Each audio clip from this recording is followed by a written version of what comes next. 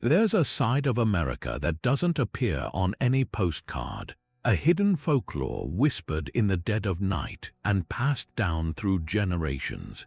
It lives in the quiet, forgotten corners of sleepy towns, along dark, winding backroads with no streetlights, and in the unsettling silence of forests that feel just a little too old, a little too watchful. This is the world of American urban legends, a sprawling collection of eerie tales that blur the line between fact and fiction, stories so bizarre and deeply unsettling they've managed to carve out a permanent place in our national consciousness. They're more than just ghost stories told around a campfire. They are a reflection of our deepest anxieties, our unspoken fears, and that primal, creeping curiosity about the things that go bump in the night. These legends persist because they speak to something fundamental within us: the fascination with the unknown and the thrill of a good, spine-tingling mystery.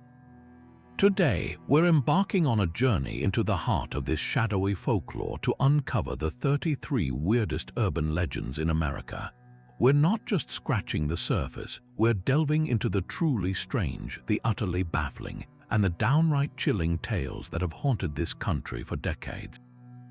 From phantom hitchhikers who vanish from the backseat of your car to cryptic, hairy beasts lurking in the dense woods, from cursed artifacts with tragic histories to entire towns shrouded in unspeakable mystery, this collection represents the peak of American strangeness. Each story is a unique piece of a bizarre national puzzle, a testament to the power of a narrative to captivate, terrify, and endure long after the teller has fallen silent. This is the folklore born from a blend of history, imagination, and that universal human desire to believe that the world is far more mysterious than it seems. So get comfortable, but maybe leave a light on. We're about to travel from coast to coast, from the foggy shores of the Pacific Northwest to the humid bayous of the Deep South, in search of the stories that define America's weirdest myths. This is a curated tour through the uncanny, a countdown designed to send a chill down your spine and make you question what you thought you knew about the familiar landscape around you. Whether you're a seasoned enthusiast of the strange or just dipping your toes into these murky waters, prepare to be surprised, a little unnerved, and completely captivated by the 33 tales that prove truth isn't just stranger than fiction. Sometimes it's infinitely weirder. Our journey into the bizarre begins with one of the most iconic and widely told ghost stories in American folklore, a tale so pervasive it feels almost woven into the very asphalt of our lonely highways. We're talking, of course, about the vanishing hitchhiker. The core of this legend is hauntingly simple. A lone driver, often on a dark, rainy night, comes across a solitary figure standing by the side of the road, thumb outstretched. Taking pity, the driver offers a ride. The hitchhiker, usually a quiet young woman dressed in clothing that seems oddly out of date, gives an address and slips into the backseat. After a period of silence, the driver turns to speak to their passenger, only to find the seat utterly empty. The hitchhiker has vanished without a trace. Driven by a mix of confusion and dread, the driver continues to the address given, where they are met by a grieving homeowner who reveals a devastating truth. The description matches their daughter, who died in a tragic accident on that very stretch of road years ago. While the story feels timeless, its most famous American iterations began solidifying in the 1930s and 40s, circulating through newspapers and word of mouth until it became a national phenomenon. Perhaps the most famous incarnation is Resurrection Mary of Chicago. The legend tells of a beautiful blonde woman in a white dress, seen dancing at the old Willowbrook Ballroom. After a fight with her date, she storms out and is tragically struck and killed by a car on Archer Avenue. To this day, countless taxi drivers and motorists report picking up a shivering young woman in a party dress along that road, only to have her vanish from their vehicle before they reach her home, often near the gates of Resurrection Cemetery. Another powerful variation takes us to the tri-state area of Missouri, Oklahoma, and Kansas, home to the Joplin spook light. This mysterious orb of light doesn't exactly hitch a ride, but it follows a similar narrative path of pursuit and disappearance. For generations, travelers on the spooky backroads near Hornet, Missouri, have reported a single, bobbing light that approaches their car, sometimes seeming to land on the hood or peer in the windows before darting away or vanishing completely, leaving behind more questions than answers. What makes the vanishing hitchhiker so endlessly compelling and strangely believable are the common elements that anchor these fantastical stories in a chilling semblance of reality. The hitchhiker is almost always a young woman, a figure of innocence and tragedy, which taps into a deep-seated cultural impulse to protect and then to mourn. The setting is invariably a lonely road at night, a place where our senses are heightened and our logic is most vulnerable.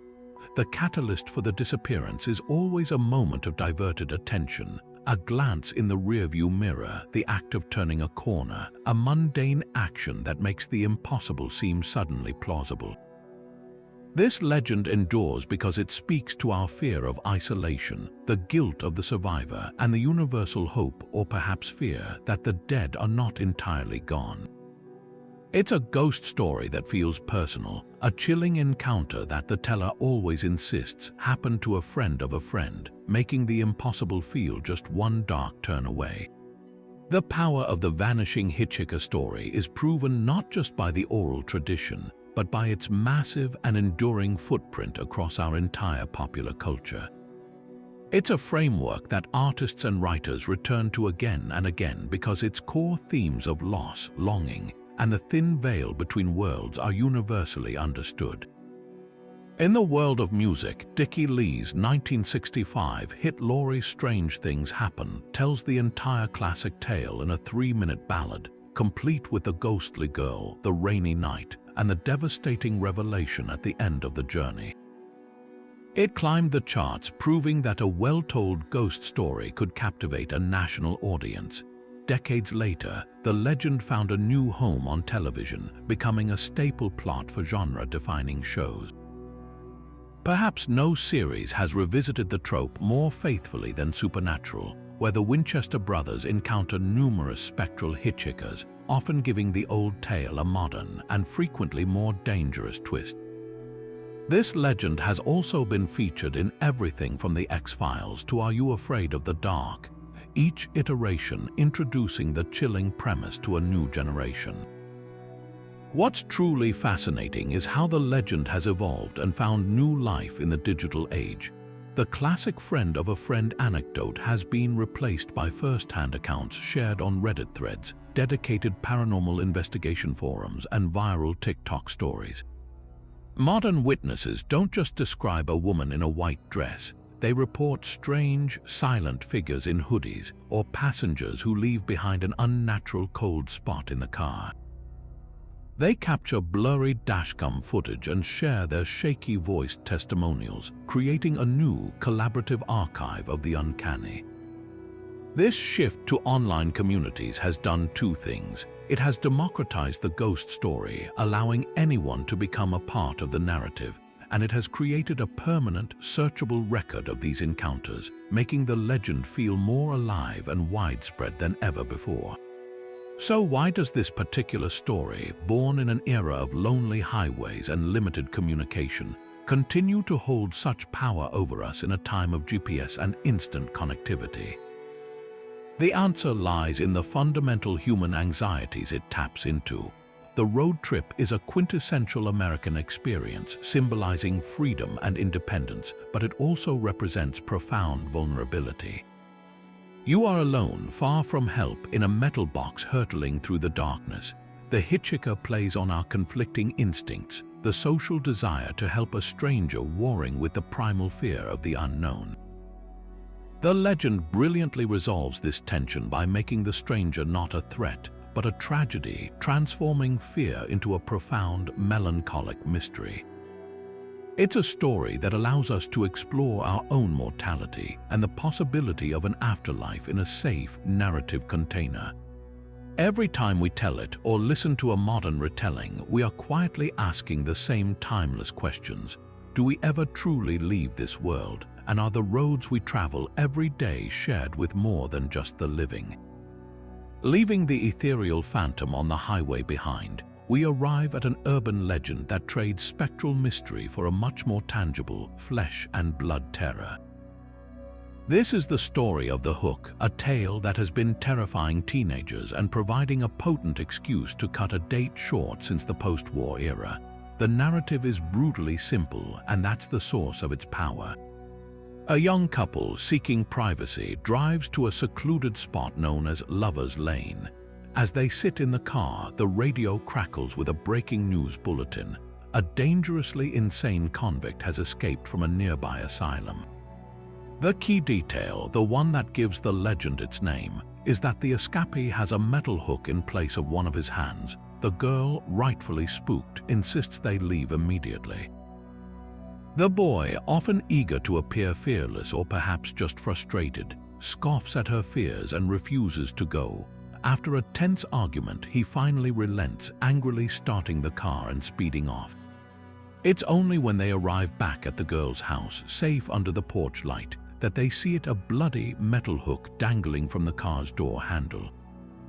This story exploded into the American consciousness during the 1950s, a time of burgeoning youth culture, the rise of the automobile, and growing parental anxiety over shifting social mores. The car had become a private parlor on wheels, a space where teenagers could escape the watchful eyes of their parents. With this new freedom came old fears, and the Hook was the perfect vessel for them. It wasn't just a story about a monster, it was a stark, terrifyingly effective cautionary tale. It explicitly linked the act of teenage parking with the very real threat of violent assault, providing a grim, fictional consequence for stepping outside the bounds of accepted social behavior. The escaped mental patient represented the chaotic, dangerous outside world that parents feared their children were entering, while the Hook itself was a visceral, unforgettable symbol of that violence. The genius of the legend is in its flawless structure and that unforgettable, chilling climax. The news bulletin provides a perfect, plausible setup, planting the seed of dread in both the characters and the listener. The argument in the car creates a relatable human conflict, making the final reveal feel earned. But it's the ending, the solitary hook hanging from the door handle, that does the heavy lifting. It requires no gore, no monster jumping out of the shadows. The horror is in the implication. The audience is left to imagine the moment the hook-handed man grabbed the door, the sound of the metal scraping against the paint, and his rage as the car sped away, leaving his prosthetic behind. It's a masterclass in off-screen terror, proving that what the audience imagines is always far worse than anything you can show them. This legend served a very specific, albeit unspoken, social function. In an era increasingly preoccupied with teenage sexuality, the Hook became a powerful tool for social control, a folkloric warning against the dangers of premarital intimacy and secluded rendezvous. The message was clear: if you stray from the safety of the community and into the darkness, a monstrous consequence awaits. The girl in the story is almost always the voice of reason, the one who senses the danger and insists on leaving, ultimately saving them both. This reinforced traditional gender roles of the time, positioning young women as the morally cautious gatekeepers. The story was so effective because it wasn't preached by parents, it was circulated among teenagers themselves, making the warning feel organic and peer-driven, a scary story that just so happened to align perfectly with adult concerns. Like the vanishing hitchhiker, the Hook quickly embedded itself deep within popular culture, becoming a shorthand for this specific kind of adolescent fear.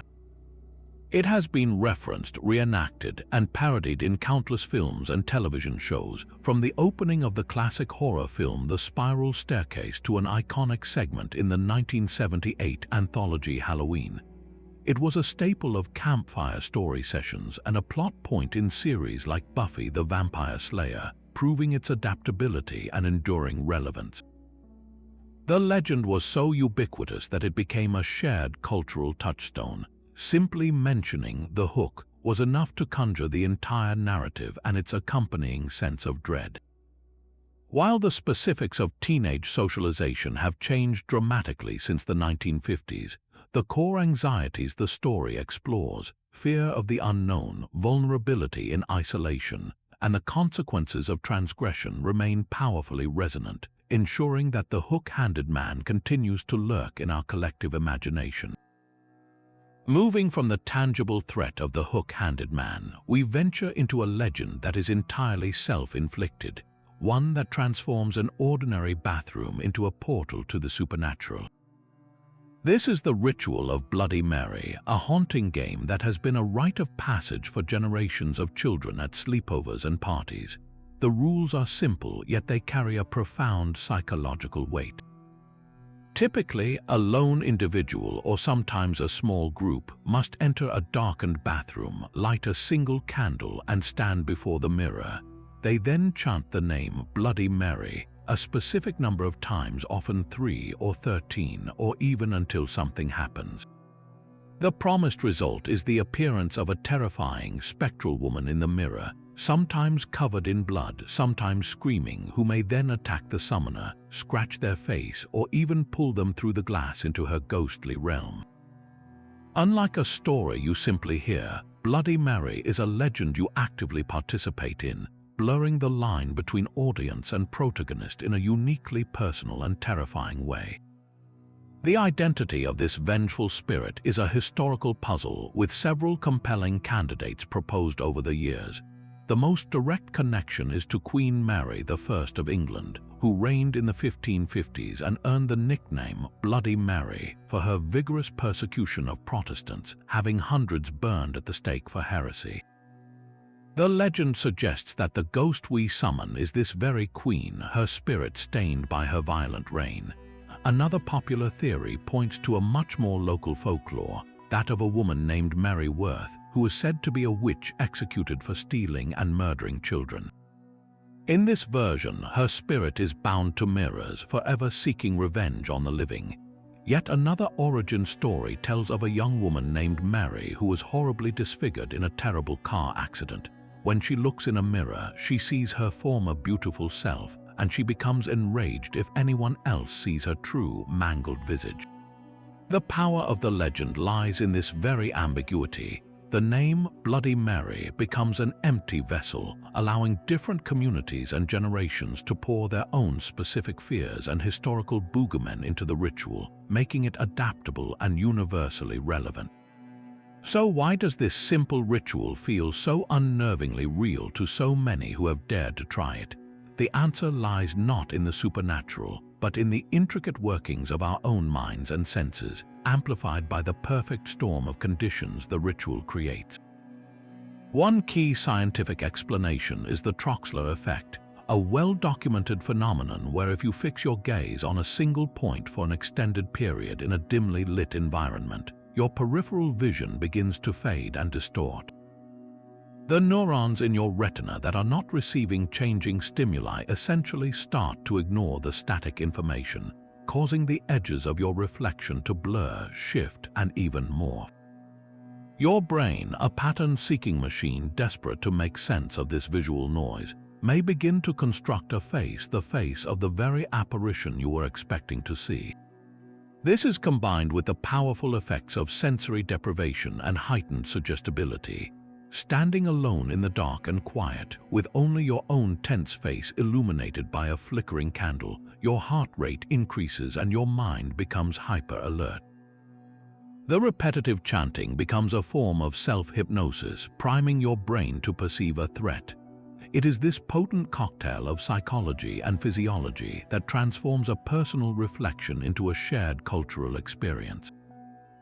The ritual taps into some of our most fundamental anxieties, the fear of our own reflection, a concept known as spectrophobia, and the primal unease surrounding mirrors themselves, which have long been considered in folklore as gateways to other worlds or traps for souls. Many cultures have traditions of covering mirrors after a death to prevent the spirit of the deceased from becoming lost or from latching onto the living. The Bloody Mary game modernizes this ancient superstition, giving it a set of rules and a name, turning a deep-seated cultural fear into an interactive dare. This is why, even when we know the scientific explanations, the ritual retains its power. It's a safe way to flirt with genuine terror, to test our own courage and our own perception against a force that we know is likely imaginary, but that, for a few heart-pounding seconds in the dark, feels terrifyingly real. Shifting from the participatory terror of a bathroom mirror, we come to a legend that strikes at the heart of domestic security and the vulnerability of being left in charge. The story of the babysitter and the man upstairs is a masterclass in slow-burning psychological horror, a tale that has made generations of teenagers think twice about that easy weekend job. The narrative unfolds with an almost agonizing simplicity. A teenage girl is babysitting two young children in a quiet, suburban home after the parents have left for the evening. The phone rings. A man's voice, calm but menacing, asks, "Have you checked the children?" She dismisses it as a prank call, but the phone rings again and again, each time with the same unsettling question. Growing increasingly frightened, she finally contacts the police, who instruct her to keep the caller on the line the next time he contacts her so they can trace the call. The phone rings again. The man asks his haunting question, and the babysitter, her voice trembling, keeps him talking. A few minutes later, the police call her back with the chilling results of their trace. They tell her, "Get the children and get out of the house immediately." The calls are coming from the upstairs extension. This story first began circulating in the late 1960s and early 70s, perfectly capturing the anxieties of a new suburban America. The post-war ideal of the safe, nuclear family living in a peaceful neighborhood was being subtly challenged, and this legend exposed the terrifying possibility that danger wasn't just outside the home, but could be lurking within its very walls. The babysitter herself represents a pivotal figure in this era, a young person, often a girl, stepping into a position of responsibility for the first time. The legend preys on the fears of both the babysitter, who is suddenly alone and in charge, and the parents, who must entrust their most precious possessions to someone else. It's a story that weaponizes the familiar, turning the ordinary household telephone, a symbol of connection, into an instrument of pure terror, and transforming the comforting sounds of a creaking house into the footsteps of a predator. The cultural impact of this legend was forever cemented with the release of the horror film When a Stranger Calls in 1979. The movie's iconic opening act is a near-perfect recreation of the urban legend, stretching the tension to an almost unbearable degree. We see the babysitter, played by Carol Kane, growing increasingly panicked as the calls continue, while the camera prowls through the large, shadowy house, making the audience complicit in her fear. The film was so effective that it not only popularized the legend for a new generation, but also became the definitive version of the story for many, blurring the lines between folklore and cinema. Interestingly, the legend itself has an even darker cinematic cousin in the opening scene of the 1974 classic Black Christmas, which uses a nearly identical premise of threatening calls from inside a sorority house, proving just how potent and widespread this narrative framework had become. Beyond its cinematic fame, the legend of the babysitter and the man upstairs serves a profound sociological function, acting as a modern-day cautionary tale for both teenagers and parents. For the babysitter, it's a harrowing lesson in situational awareness, underscoring the importance of locking doors, checking on the children, and knowing when to call for help. It codifies a set of unspoken rules for the job, transforming a simple gig into a test of courage and responsibility. For parents, the story amplifies a deep-seated, almost primal anxiety about leaving their children in the care of another. It asks the terrifying question, how well do you really know the safety of your own home? the legend validates the need for thorough vetting of sitters, for leaving emergency numbers, and for that final, nervous check-in call before the night begins. It's a story that thrives because it feels both incredibly far-fetched and terrifyingly plausible, a worst-case scenario played out in the comfort of a suburban living room. What makes this story uniquely chilling, even compared to other urban legends, is its complete inversion of safety. The threat is not on a dark highway or a secluded lover's lane. It is in the one place you are supposed to be most secure. The villain isn't a phantom or a hook-handed maniac. He is a real, tangible human predator who has violated the sanctity of the home. The famous climax, the revelation that the calls are coming from inside the house, is a brilliant narrative twist that shatters the protagonist's and by extension the audience's last remaining bastion of safety. There is no time to wait for the police, no locked door that will provide protection. The monster is already in the castle, and the only option is a frantic, desperate escape.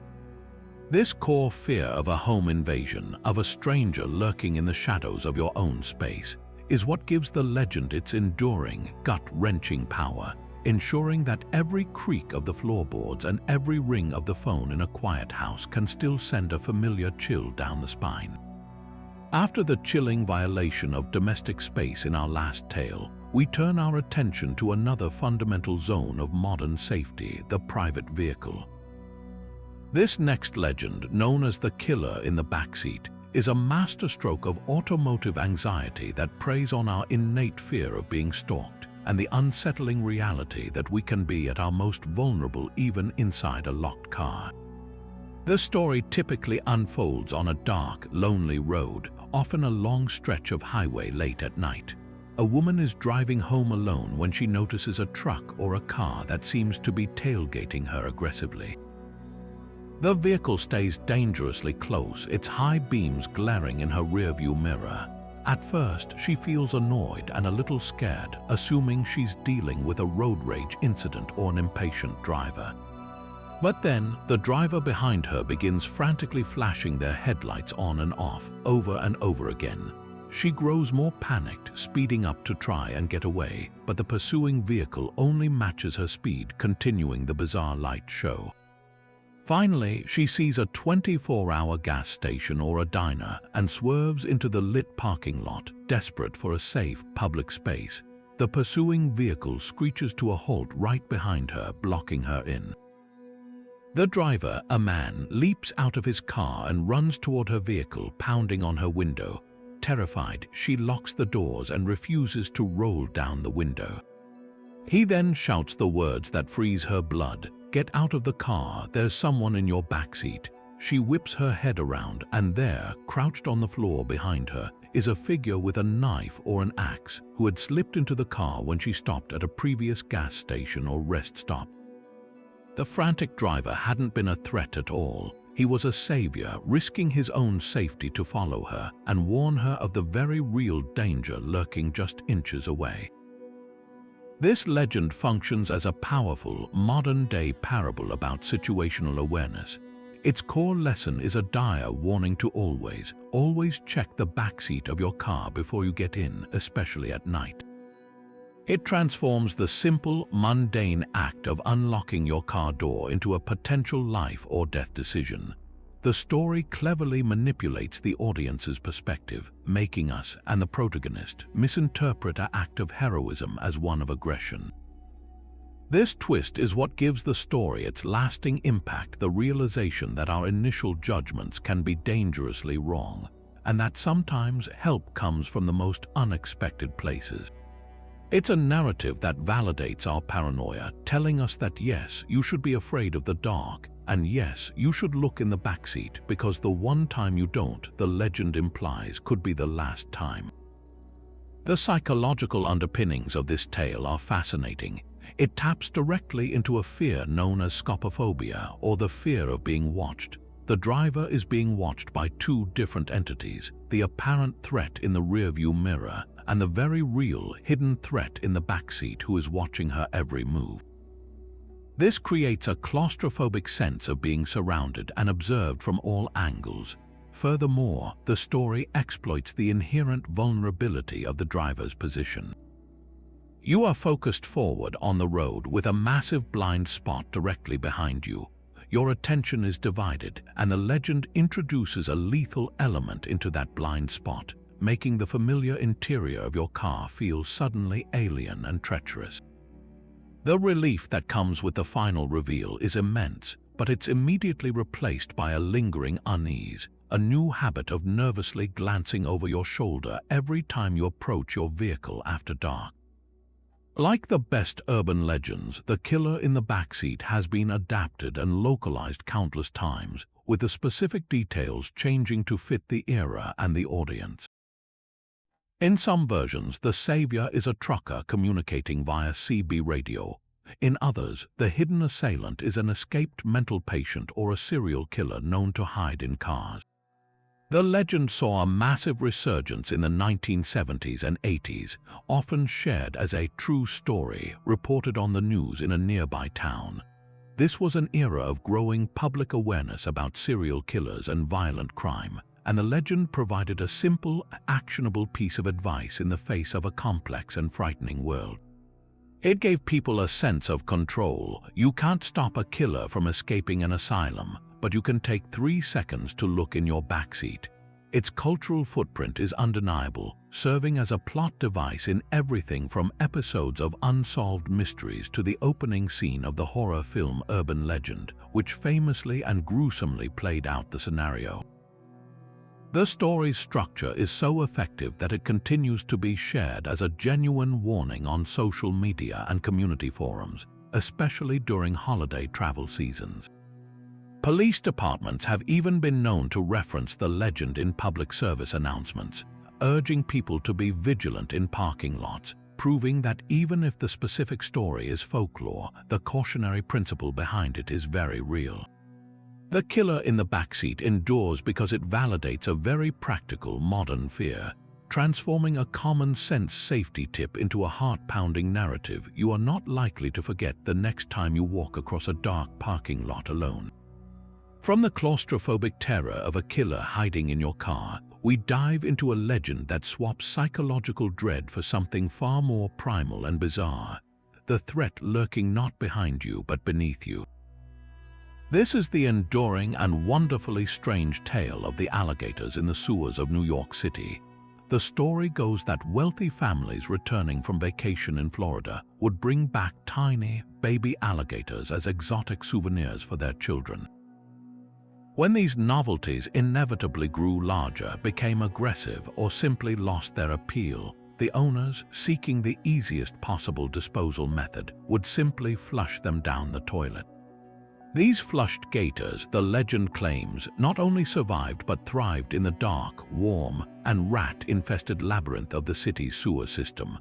There, they grew to monstrous sizes, forming feral colonies that prowled the tunnels, occasionally surfacing through manholes or even emerging into bathrooms to terrorize unsuspecting residents. The origins of this particular myth are as murky as the sewers themselves, but most folklore historians point to the 1930s as the period when the story truly began to circulate. It was a perfect storm of cultural factors. Florida tourism was booming, and the novelty of bringing back a live baby alligator, sometimes sold as a souvenir right on the train platforms, was at its peak. Simultaneously, the public's imagination was captivated by the vast, unseen, and largely unknown world of the urban infrastructure beneath their feet. The sewers were a modern frontier, a dark, echoing universe that felt completely separate from the bustling city above, and that mystery was a fertile ground for monsters. The legend really cemented itself in the public consciousness in the 1960s, due in large part to a man named Teddy May. May was the city's commissioner of sewers, and he reportedly enjoyed telling reporters tall tales about his crews encountering albino alligators down in the tunnels, their eyes glowing red in the beam of a flashlight, their skin bleached white from a lifetime without sunlight. Whether May was a sincere believer, a prankster, or just a great storyteller, his accounts were published in newspapers, giving the wild rumor a powerful sheen of official credibility. This legend, perhaps more than any other, demonstrates the powerful dynamic between sensationalized media and the birth of a modern myth. Throughout the mid-20th century, newspapers, always eager for a fantastic story, would periodically run features on the sewer gator phenomenon, often presenting unverified anecdotes as near fact. These articles would quote unnamed sewer workers or report on a single captured animal, instantly breathing new life into the tale for a new generation. The story's appeal is deeply psychological. It plays on our fear of the unknown realms that exist parallel to our own civilized world. We walk the streets confidently, but just a few feet below lies a dark, wet, and chaotic ecosystem, and the idea that we have unknowingly populated it with predators we personally created is a uniquely powerful form of horror. It's a tale of nature's revenge, a warning that our careless attempts to domesticate the wild will inevitably backfire, with the consequences festering just out of sight, waiting to climb back up the pipe. But what about the factual basis? Could an alligator actually survive in a New York City sewer? The short answer is not for long, and certainly not in the way the legend describes. While it is biologically plausible for a small reptile to survive the initial flush and the journey through the pipes, the long-term prospects are grim. The sewer environment is hostile in the extreme for a cold-blooded animal like an alligator.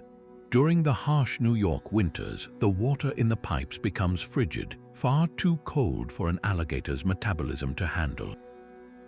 They would quickly become sluggish, fall into a torpor, and die.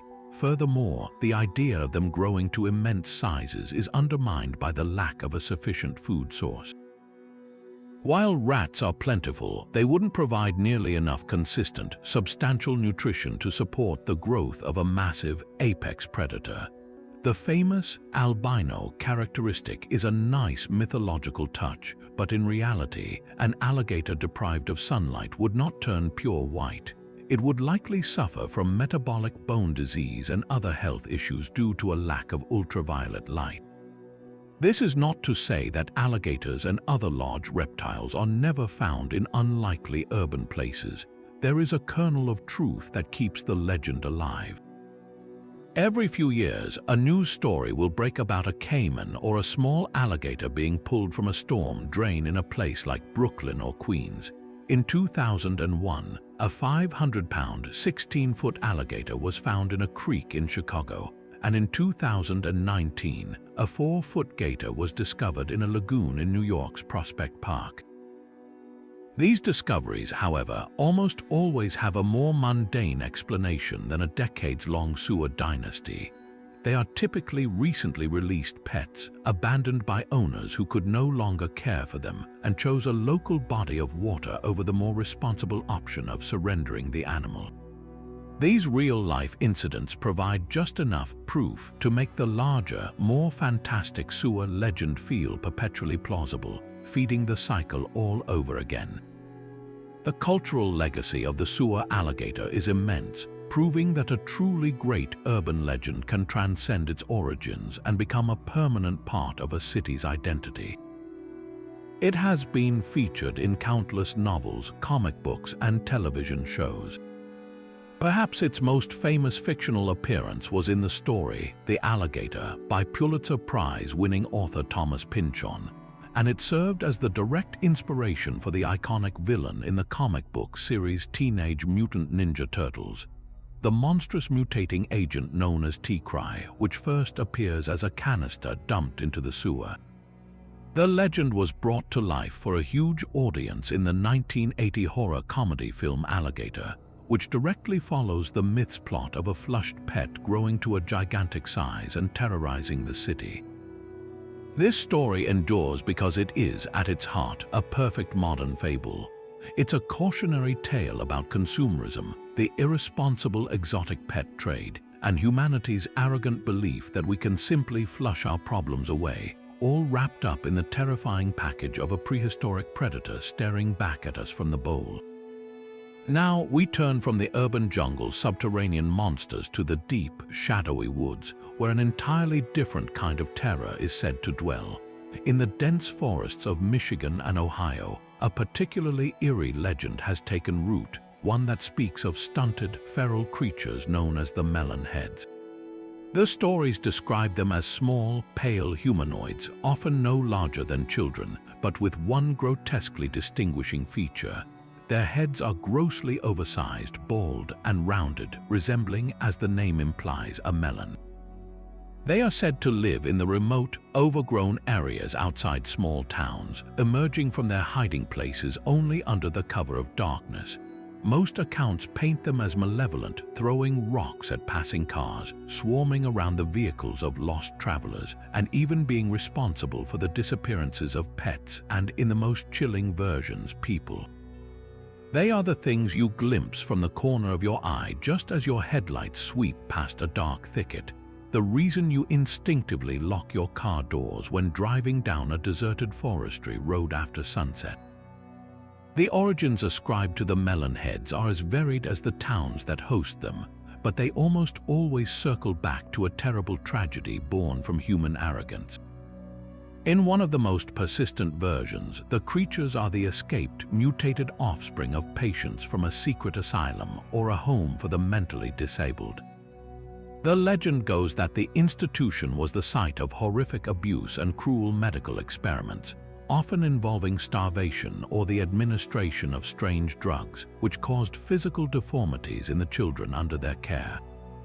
A fire or a patient uprising is said to have freed them, after which they fled into the surrounding wilderness, where they learned to survive by any means necessary, their minds twisted by both their conditions and their mistreatment.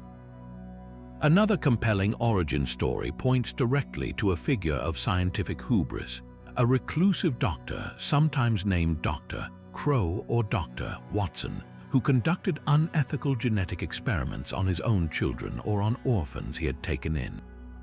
When the experiments went horribly wrong, creating the deformed beings, he either abandoned them or they turned on him, escaping into the woods to breed and create their own inbred feral colony. What's fascinating is how this core legend has been meticulously localized, with specific towns and counties claiming their own unique strain of the creature. In Ohio, the focus is often on the Kirtland area near Cleveland, where the hauntingly named Melon Head Road draws curiosity seekers and legend trippers. The story here is frequently tied to the now-gone Haven Crest Sanatorium, where the tragic experiments are said to have taken place. Across the state line in Michigan, the legend thrives in the forests around Saugatuck and Oceana County. Here, the creatures are sometimes called the Waltz Melonheads, named for the reclusive Waltz family who are rumored to suffer from a genetic disorder causing macrocephaly, and whose isolated homestead became the source of rumors that they were inbred cannibals, attacking anyone who ventured too close to their property. These localized details give the legend a powerful sense of place.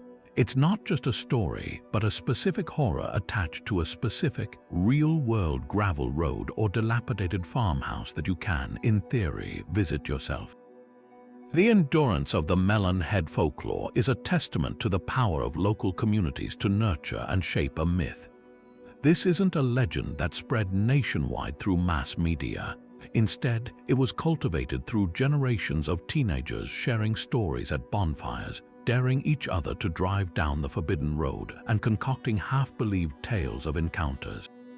The physical landscape itself plays a starring role. The dense, tangled woods of the Great Lakes region are the perfect setting for such a tale. They are vast, easy to get lost in, and full of unseen rustling and shadows.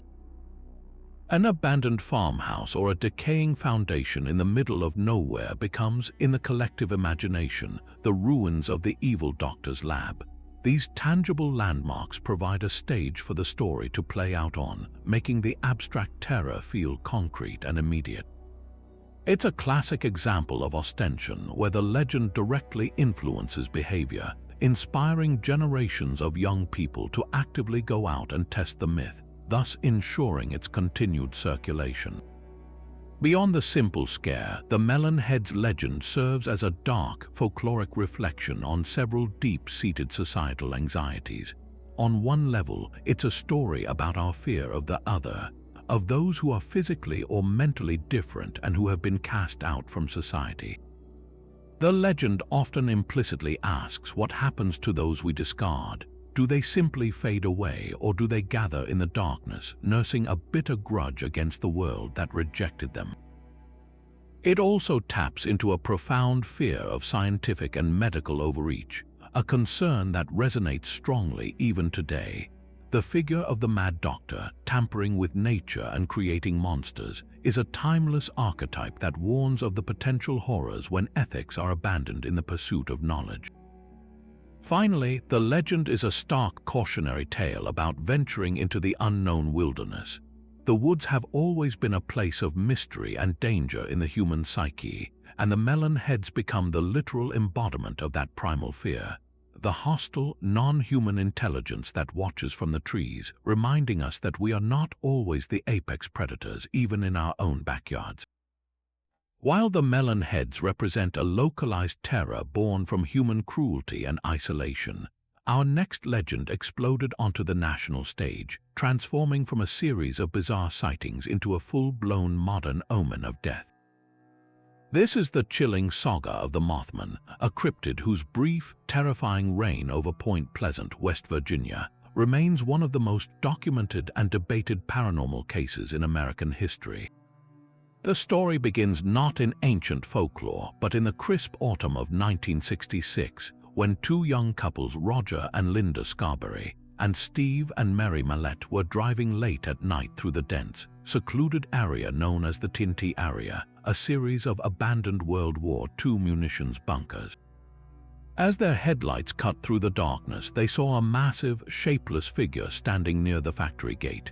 As they described it, the creature was man-like but towering, easily 6 or 7 feet tall, with vast folded wings and, most horrifyingly, 2 large, piercing red eyes that seemed to glow from within its head.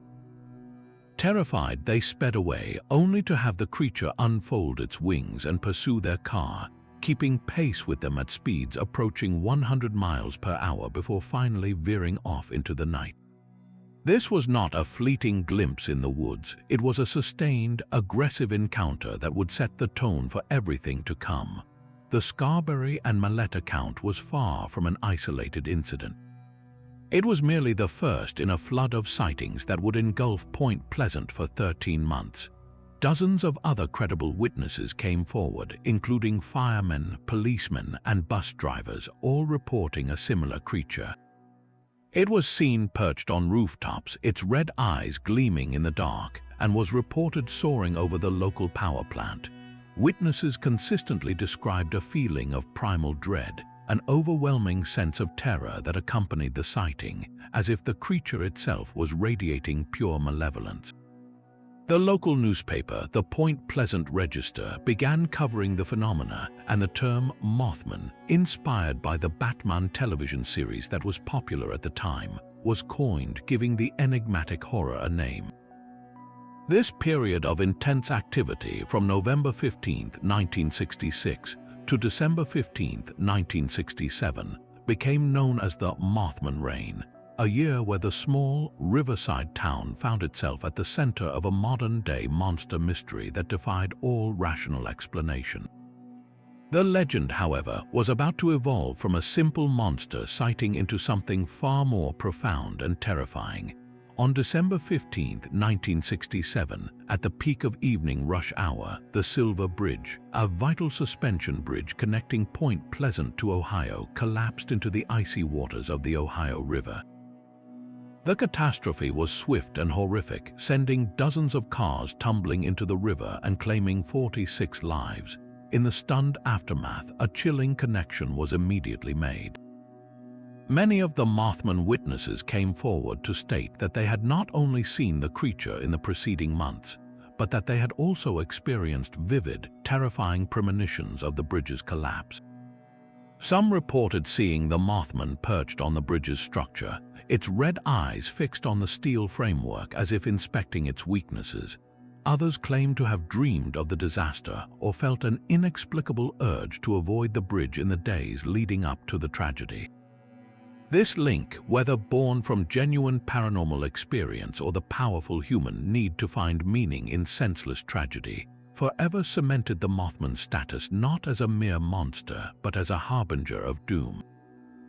The man most responsible for shaping this narrative was author and paranormal investigator John Keel, who arrived in Point Pleasant during the height of the sightings and documented the entire bizarre episode in his 1975 book, The Mothman Prophecies. Keel's theory went far beyond a simple biological cryptid. He proposed that the Mothman was part of a larger, more complex super-spectrum of phenomena, an interdimensional entity or a form of ultra-terrestrial intelligence that could manipulate reality and human perception. He connected the Mothman sightings to other strange events in the area, including frequent reports of UFOs, encounters with mysterious men in black who intimidated witnesses, and a wide range of poltergeist activity and electronic disturbances. In Keel's view, the Mothman was not a predator in the physical sense, but a psychic one, an omen whose appearance was inextricably linked to an impending catastrophe, feeding on the psychic energy of the coming disaster. Skeptics, of course, offer more grounded explanations, though they are no less fascinating. A prominent theory suggests that what hundreds of people actually saw was a large migratory bird, specifically a sandhill crane. These birds can stand nearly 5 feet tall and have a wingspan of over 7 feet, and their eyes can reflect a reddish glow in car headlights. Disoriented by the unusual geography or weather, a flock of these impressive birds could certainly account for the general size and shape described. Furthermore, the region was also experiencing a significant spike in reported UFO sightings at the exact same time, suggesting a kind of mass sociogenic event, a collective hysteria fueled by the initial newspaper reports and the power of suggestion. The trauma of the subsequent bridge collapse then retroactively colored all the previous strange events, creating a narrative of prophecy where perhaps none existed. The true power of the Mothman story lies in this very tension between the compelling, first-hand testimonies of dozens of seemingly normal people and the rational explanations that attempt to demystify them. Regardless of where one stands on its reality, the Mothman has transcended its origins to become a full-fledged American icon, a symbol of impending doom recognized worldwide. The creature's legacy is powerfully preserved in Point Pleasant, which has fully embraced its infamous resident. The town is home to an official Mothman museum, a large metallic statue of the creature erected in the town center, and an annual Mothman festival that draws thousands of enthusiasts, researchers, and the simply curious from across the globe. The story's cultural reach was massively amplified by the 2002 film The Mothman Prophecies, starring Richard Gere, which, while taking dramatic liberties, introduced the eerie tale to a massive new audience and solidified the creature's image in the popular imagination as a silent, unstoppable prophet of tragedy. The Mothman endures because it represents a perfect storm of modern folklore. It's rooted in specific, documented witness accounts, tied to a real and devastating historical tragedy, and open to endless interpretation. It asks a question that continues to haunt us. Are there forces in this world that can see the future? And if so, do they sometimes try to warn us, appearing as impossible creatures in our headlights just before the world falls apart? Shifting from the prophetic terror of the Mothman, we encounter a legend that is arguably even stranger, trading West Virginia's ominous dread for a brand of horror that is almost surreal. In the wooded suburbs of Fairfax County, Virginia, a very different kind of entity is said to haunt the shadows, a figure known as the Bunny Man. The legend centers on a specific, isolated concrete bridge over a creek on Colchester Road, a place now universally referred to as the Bunny Man Bridge. The story goes that if you venture to this bridge late at night, you might encounter a gaunt, ragged man dressed in a tattered, white bunny costume. He is most often described as wielding a hatchet or an axe, which he uses to menacingly chop at the bridge's railings or, in more frightening versions, to hurl at the cars of trespassers. The threat he issues is always chillingly specific and bizarre. He warns people to stay away from his bridge or their new homes, a cryptic message that has fueled decades of speculation and fear. Unlike many ancient folktales, the Bunny Man legend has a surprisingly traceable origin point, rooted in a series of very real, very weird incidents documented in local newspapers in the fall of 1970. The first documented report appeared in the Washington Post on October 20, 1970. A young couple walking near a newly constructed housing development in Burke, Virginia, told police that a man in a white, rabbit-like suit had hurled a hatchet through their car window while shouting a warning about trespassing. Just days later, on October 29th, a security guard at a construction site in nearby Fairfax Station reported a similar encounter. He stated that a man wearing a gray, rabbit-shaped costume with long ears threatened him with a double-bladed axe, again ranting about trespassers before vanishing into the woods. Police took these reports seriously enough to investigate, even finding hatchet marks on a post at the scene, but the Bunny Man was never caught. These peculiar, documented acts of vandalism and intimidation provided the solid, factual kindling onto which the much larger myth would soon be piled. With these strange reports circulating, the local community naturally sought an explanation for who this bizarre individual could be, and a tragic backstory quickly emerged, linking the figure to a local asylum. The most persistent origin tale claims that in the early 20th century, a bus transporting inmates from a nearby asylum, sometimes specified as the Lawton Correctional Complex, crashed near the railroad tracks that once ran alongside Colchester Road. Many inmates were killed, but one escaped, a man named Douglas J. Griffon, or sometimes simply Bunny Man, who had been imprisoned for murdering his family on Easter Sunday. In this version, he found shelter in the tunnels beneath the old railroad bridge and, driven completely insane by his ordeal, began wearing a rabbit costume, perhaps scavenged from a discarded Easter display. He now haunts the area, taking out his rage on anyone who dares to approach his domain, his mind forever trapped in the holiday associated with his original crime. This backstory, while almost certainly fabricated, provides a classic folkloric structure of tragedy, escape, and madness, giving a sympathetic, if terrifying, reason for the creature's existence. Another layer of the legend points to a much darker piece of local history involving the old Clifton Hotel. The story goes that the hotel's owner, with a deep hatred for rabbits ruining his garden, would pay local children a bounty for every rabbit they caught and killed.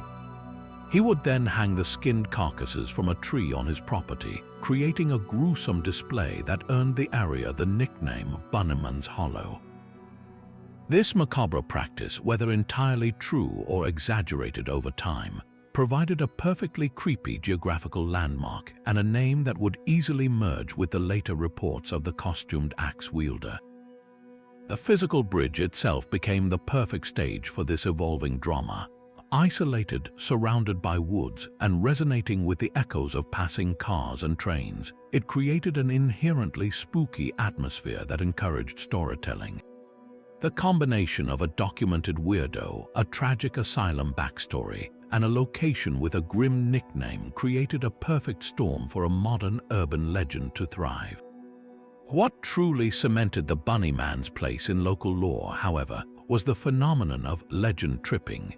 For decades, teenagers from all over Northern Virginia have made the pilgrimage to the Bunny Man Bridge, especially around Halloween.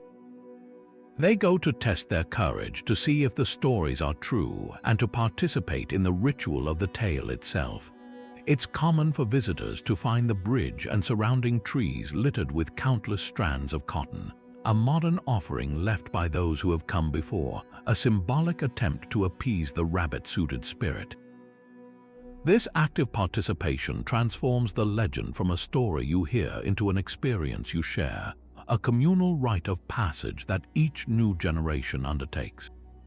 The act of driving out to the secluded bridge, turning off the headlights, and waiting in the dark becomes a personal test, and every rustle of leaves or distant sound becomes potential proof of the bunny man's presence. The bunny man's cultural journey from a local oddity to a recognized figure in the bizarre pantheon of American folklore is a fascinating one. While he never achieved the national fame of the Mothman, his unique and unsettling image has slowly seeped into the wider culture. He has been the subject of a low-budget horror film, The Bunny Man, and has appeared as a villain in the Goosebumps book series, introducing his peculiar brand of terror to younger audiences. His story is a prime example of how a legend can be born from a handful of factual, if utterly strange, police reports, which then act as a blank canvas for a community to project its own fears and narratives. He isn't a ghost or a cryptid, he's a profoundly disturbed human being, which in many ways makes him more frightening. His costume removes any sense of humanity, making him an unpredictable and surreal threat, a symbol of the insanity that might be lurking just beyond the neatly manicured lawns of suburbia. The Bunny Man endures because he represents the terrifying idea that the line between a normal world and one of utter madness can be as thin as a forgotten backroad and a single crumbling bridge. Yet while the Bunny Man is a relatively modern invention born from police blotters and suburban anxiety, the dense, sprawling pine barrens of New Jersey are home to a horror of a much older vintage, a creature whose legend is woven into the very soil and history of the state. This is the terrifying tale of the Jersey Devil, a beast whose origins are said to stretch all the way back to the early 1700s, long before America was even a nation. According to the most famous version of the folktale, the creature was born to a woman named Mother Leeds, a local resident of the Pine Barrens who already had 12 children. Upon discovering she was pregnant with her 13th, she threw up her hands in frustration and despair, famously cursing the unborn child by exclaiming, "Let this one be a devil." When the child was born on a stormy night in 1735, the story goes that it initially appeared to be a normal baby, but then, before the shocked eyes of the midwives and family present, the infant began to transform. It grew rapidly, sprouting leathery bat-like wings, a horse-like head, cloven hooves, and a long, forked tail. With a piercing shriek, it killed the midwife, flew up and out of the chimney, and vanished into the dark, labyrinthine wilderness of the pines, where it has supposedly haunted the region ever since. This folkloric birth story serves as a powerful, classic cautionary tale, reflecting the religious and social anxieties of its time. The curse uttered by Mother Leeds taps into a deep-seated fear of a mother's rejection and the perceived sin of wishing ill upon one's own child. In the superstitious atmosphere of colonial America, such an outburst was seen as an invitation for dark forces to intervene, a Faustian bargain made in a moment of desperation. The fact that it was the 13th child further amplifies the taboo, playing on the long-standing superstition surrounding that unlucky number. The creature itself is a chimera, a monstrous amalgamation of different animals: a bat, a horse, a kangaroo, and a dragon, which made it a violation of the natural order, something that should not exist. For the pious communities of the era, the Jersey Devil was not just a monster, it was a literal demon, a punishment from God for human transgression, a permanent reminder of the consequences of sin and blasphemy living just beyond the safe borders of their towns. What's truly remarkable about the Jersey Devil, however, is that its legend isn't confined to shadowy campfire stories. It allegedly has a long and startling resume of encounters with some of history's most notable figures.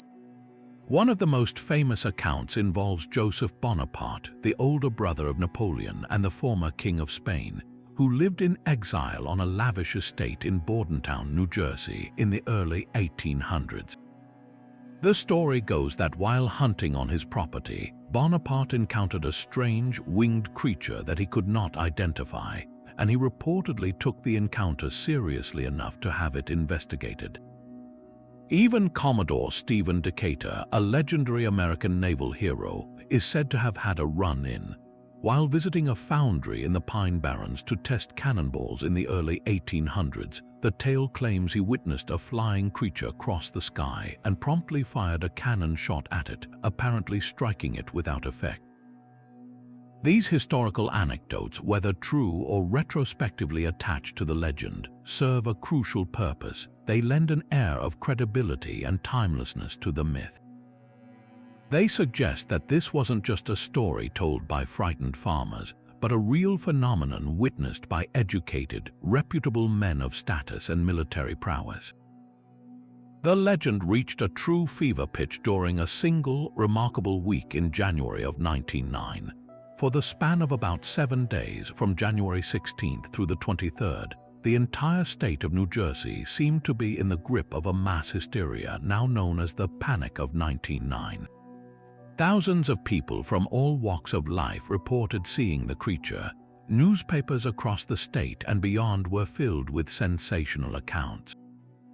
Schools in Camden and Burlington County were closed and factories shut down as terrified workers refused to venture out after dark.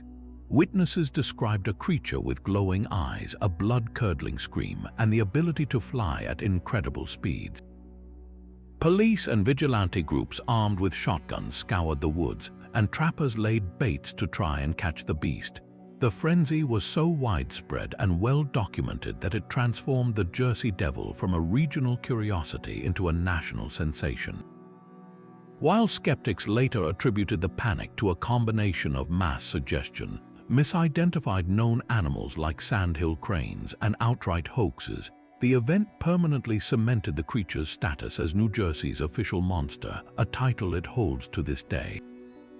Despite the skepticism, reported sightings have continued sporadically for over a century, adapting to the modern era. Throughout the 1930s and 40s, there were waves of reports, including claims that the creature was responsible for killing livestock in the region. In the 1960s, strange, unidentifiable tracks were found in the snow, reigniting local interest. As recently as the 21st century, people continue to come forward with stories, and now with photographic and video evidence, though nothing conclusive has ever emerged. Cryptozoologists, those who search for legendary animals, have proposed various theories to explain the devil, ranging from the existence of an unknown species of pterosaur that somehow survived extinction, to a rare, misidentified raptor bird, to a type of large, undiscovered bat. Yet the true power of the legend has never relied on physical proof. The Jersey Devil's home, the Pine Barrens, is a perfect environment for such a myth to flourish. It is a vast, million-acre wilderness of dense forest, dark waterways, and isolated villages, a place where it feels entirely plausible that something ancient and undiscovered could hide just out of sight. The cultural identity of the Jersey Devil is now inextricably linked with the identity of New Jersey itself. The creature is a point of perverse pride, a unique piece of folklore that sets the state apart. It has been embraced commercially, lending its name and fearsome likeness to everything from a minor league hockey team. The American Hockey League's Albany Devils were previously known as the Lowell Devils, with a logo featuring the creature, to local craft beers, souvenir shops, and countless tourist attractions. The legend is a cornerstone of the local economy in the Pine Barrens, where guided tours take visitors to the most haunted spots and recount the tales of mother leads. This embrace demonstrates the full life cycle of an urban legend. It began as a terrifying colonial folktale, evolved through documented periods of mass hysteria, and has now been comfortably absorbed into the mainstream as a beloved, if still spooky, cultural mascot. The Jersey Devil endures not because people are still truly afraid of it, but because it represents a living piece of history, a story that connects modern residents to the wild, mysterious, and superstitious past of the land they call home. While the Jersey Devil represents an ancient terror rooted in colonial folklore, the next creature on our list feels like something that crawled out of a 1950s B-movie, yet the reports surrounding it are surprisingly detailed and persistent. In the quiet, rural landscape surrounding Loveland, Ohio, A bizarre series of encounters has given rise to one of America's most peculiar cryptids, the Loveland Frogmen. The story begins properly in March of 1955, when an unnamed businessman claimed to have witnessed something impossible while driving along a deserted road near the Little Miami River. He reported seeing three squat bipedal creatures, each standing between 3 and 4 feet tall, with leathery skin and distinct frog-like heads.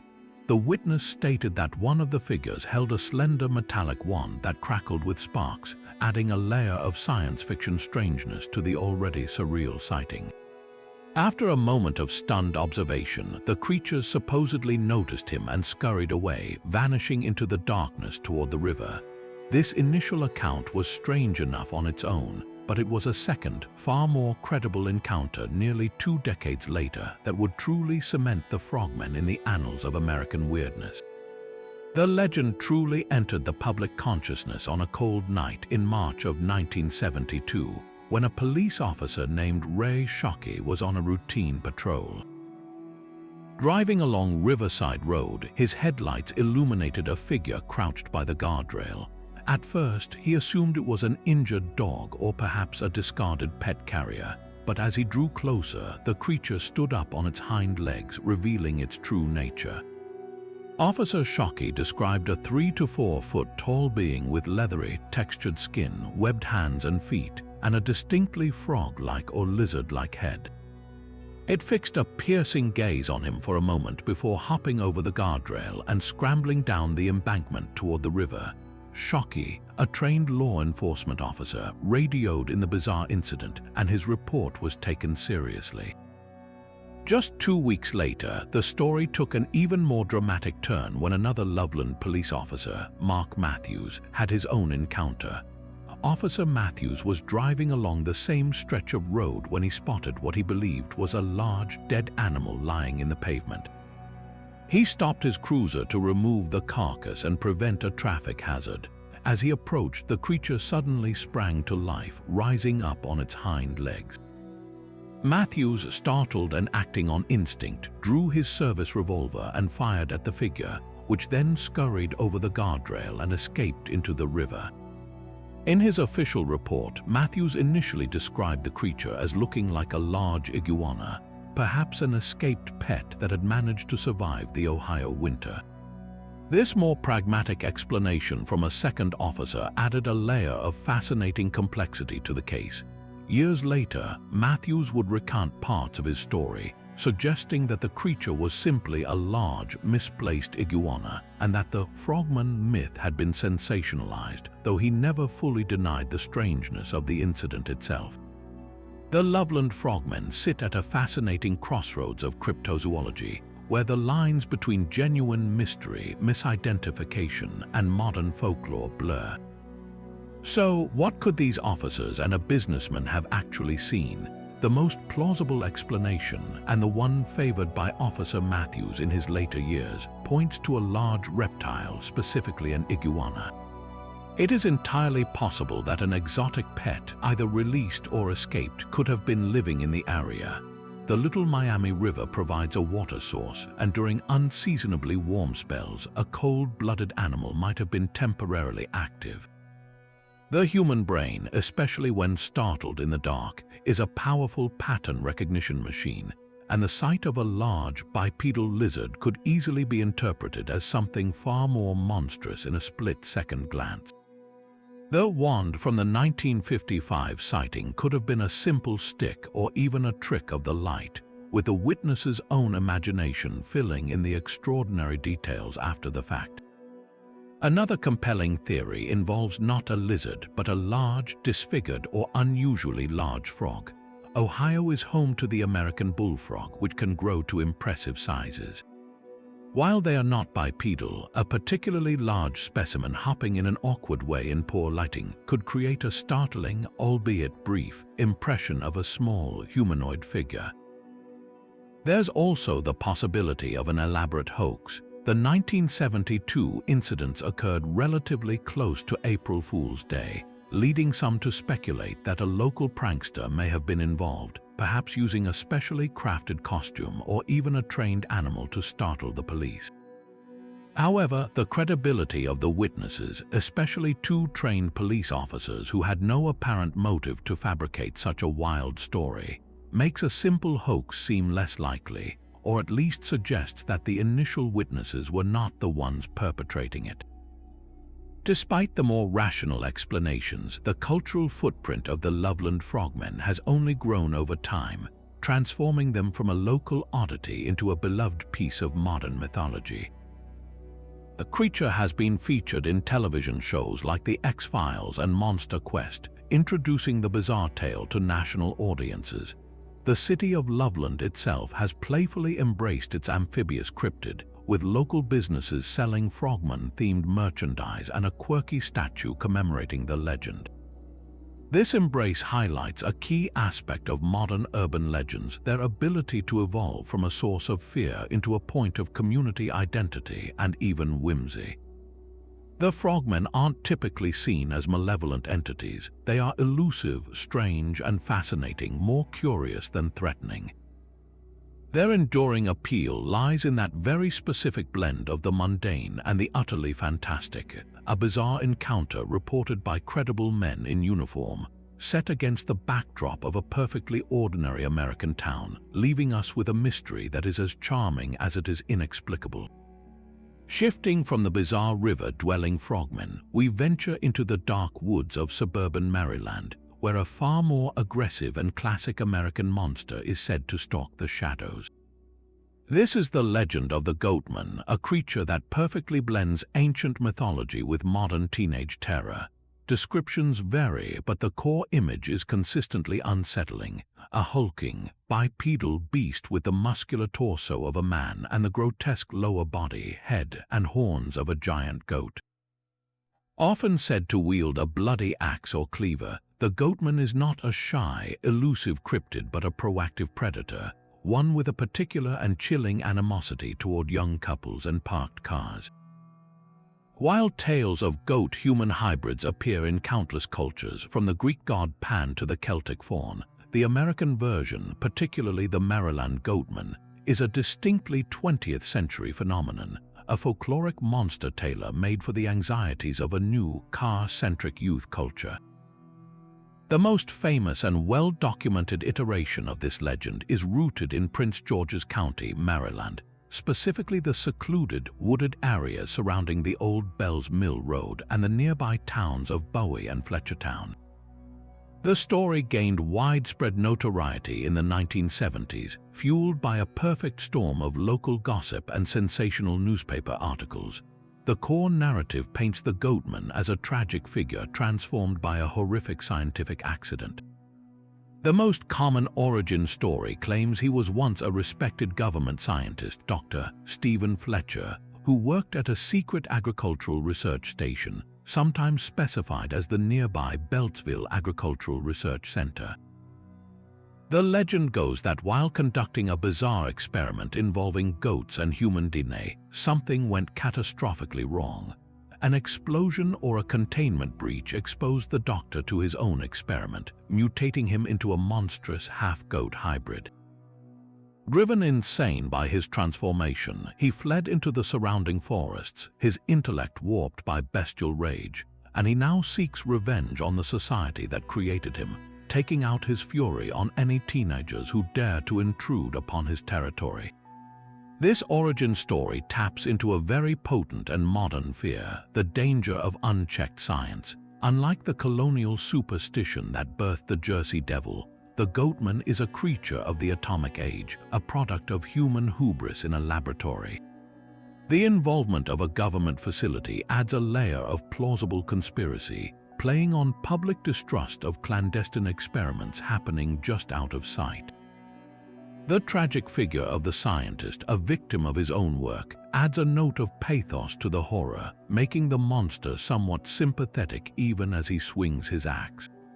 This backstory provided a perfect modern explanation for a creature that would otherwise feel like it wandered out of a medieval tapestry, grounding the supernatural in the unnerving possibilities of cutting-edge and potentially reckless science.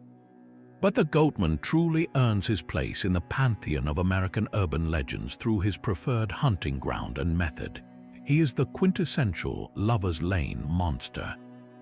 The legends almost exclusively place his attacks in the secluded, wooded spots where teenagers go to park their cars for a bit of privacy. The scenario is always the same: a couple, isolated in the darkness, hears a sudden, heavy thumping on the roof of their car or a terrifying scraping of metal against the vehicle's side. They look up or peer out the fogged-up windows to see the monstrous horned head of the goatman leering in at them, often seconds before he begins hacking at the car with his axe. This specific modus operandi transforms the legend from a simple monster sighting into a powerful cautionary tale. It directly links the act of teenage transgression, seeking privacy away from adult supervision, with an immediate, violent consequence. The message was clear to every teenager who heard the story: if you go to these forbidden places, a monster will find you. The legend was supercharged by a series of grisly and very real animal mutilations that occurred in the area in the 1970s.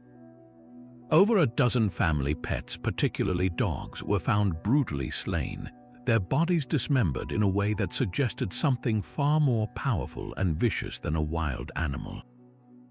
While the official explanation likely pointed to packs of dogs or coyotes, the local community immediately connected the killings to the goatman stories. The timing was too perfect, and the brutality of the act seemed to confirm the monster's existence. This connection between folklore and a tangible, frightening event is a common catalyst for legend formation. The animal deaths provided a concrete, Chinese letter foundation upon which the more fantastic elements of the story could be built, making the goatman feel less like a myth and more like a genuine local threat that the authorities were either unable or unwilling to confront. Like the bunny man, the goatman legend has been sustained for decades by the ritual of legend tripping. Generations of Maryland teenagers have made the pilgrimage to the winding, dark stretch of Bell's Mill Road, often daring each other to drive its length with their headlights off, to honk their horns 3 times, or to call out the goatman's name. These rituals are a form of active participation in the folklore, a way to test one's courage against the story itself. The physical landscape is crucial. The narrow road, the dense, encroaching trees, and the unsettling silence just miles from bustling suburbs create an atmosphere ripe for fear. Every cracked branch becomes the sound of his hoofsteps. Every shadow between the trees takes on a horned silhouette. This active engagement ensures the legend is not just heard but experienced, and then passed on to the next class of high school students, each adding their own slight variations and first-hand accounts from friends. The goatman's influence has extended far beyond the backroads of Maryland, becoming a versatile and enduring figure in American horror. The creature has been featured in episodes of popular television series like The X-Files and has been the subject of multiple horror films and novels, most notably Stephen King's The Mist, which features terrifying, otherworldly creatures that share a strong anatomical resemblance to the classic goatman. His image taps into a deep, primal fear of the rhynthropy, the transformation between human and animal, a concept that has terrified humans for millennia.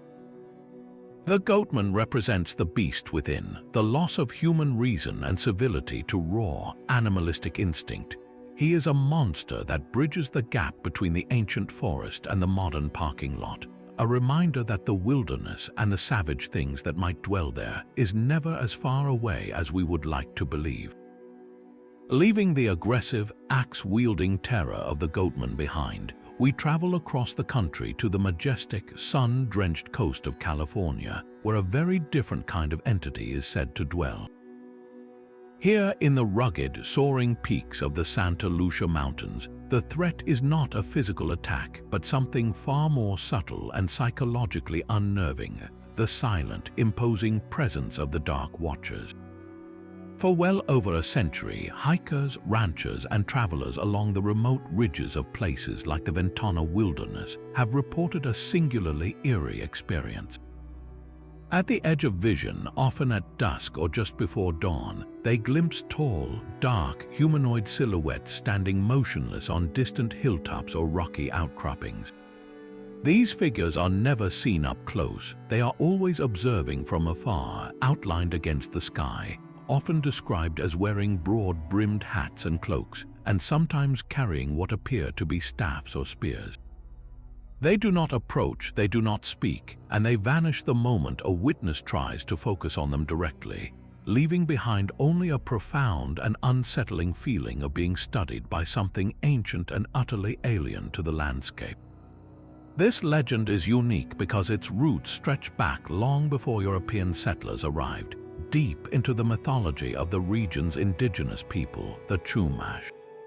In Chumash oral tradition, these figures were known as the Sunwolves or the Old Ones, and they were considered powerful, supernatural beings that inhabited the highest and most sacred places in the mountains.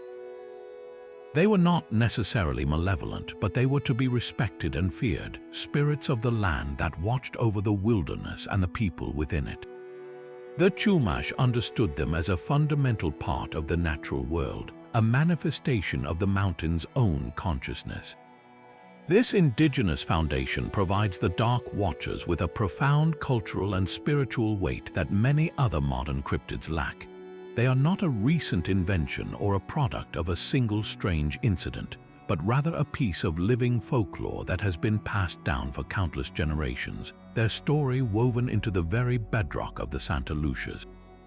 The legend was powerfully adopted and introduced to a wider Anglo-American audience through the work of the famed poet Robinson Jeffers, who built his home, Tor House, in Carmel and spent his life immersed in the wild beauty of the central California coast.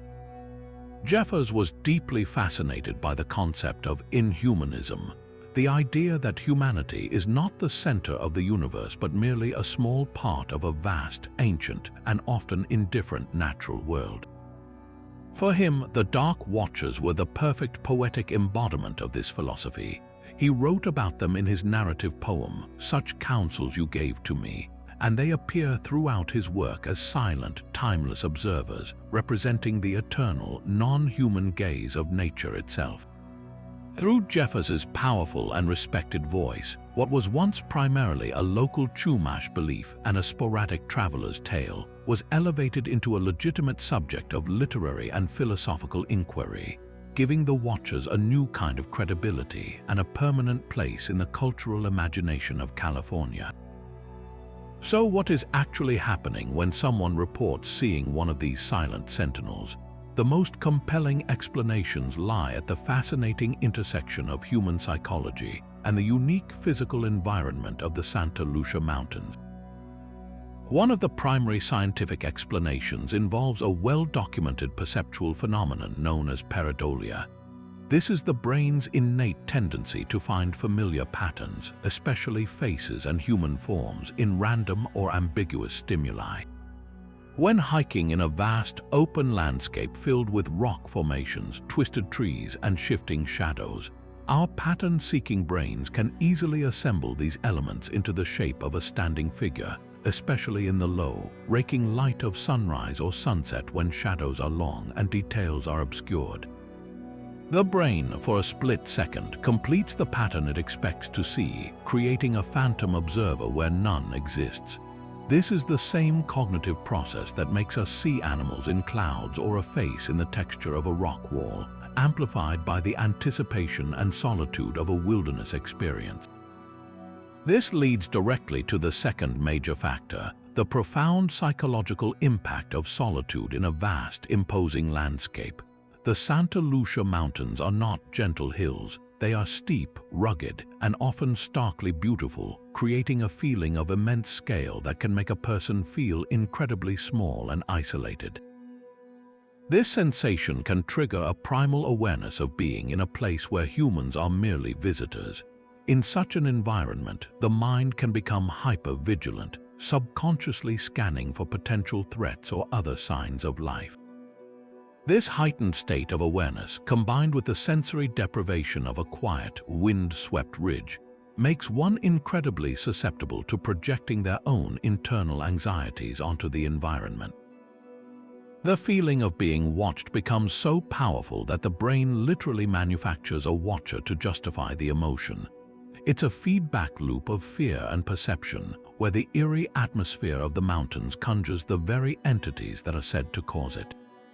The experiences reported by witnesses are remarkably consistent, which adds to the legend's compelling nature.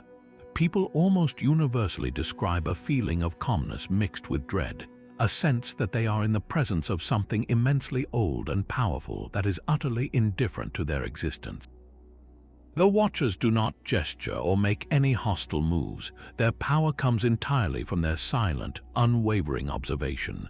Many who have felt their presence report that the feeling dissipates the moment they attempt to focus directly on the figure, as if the act of concentrated observation somehow banishes the illusion.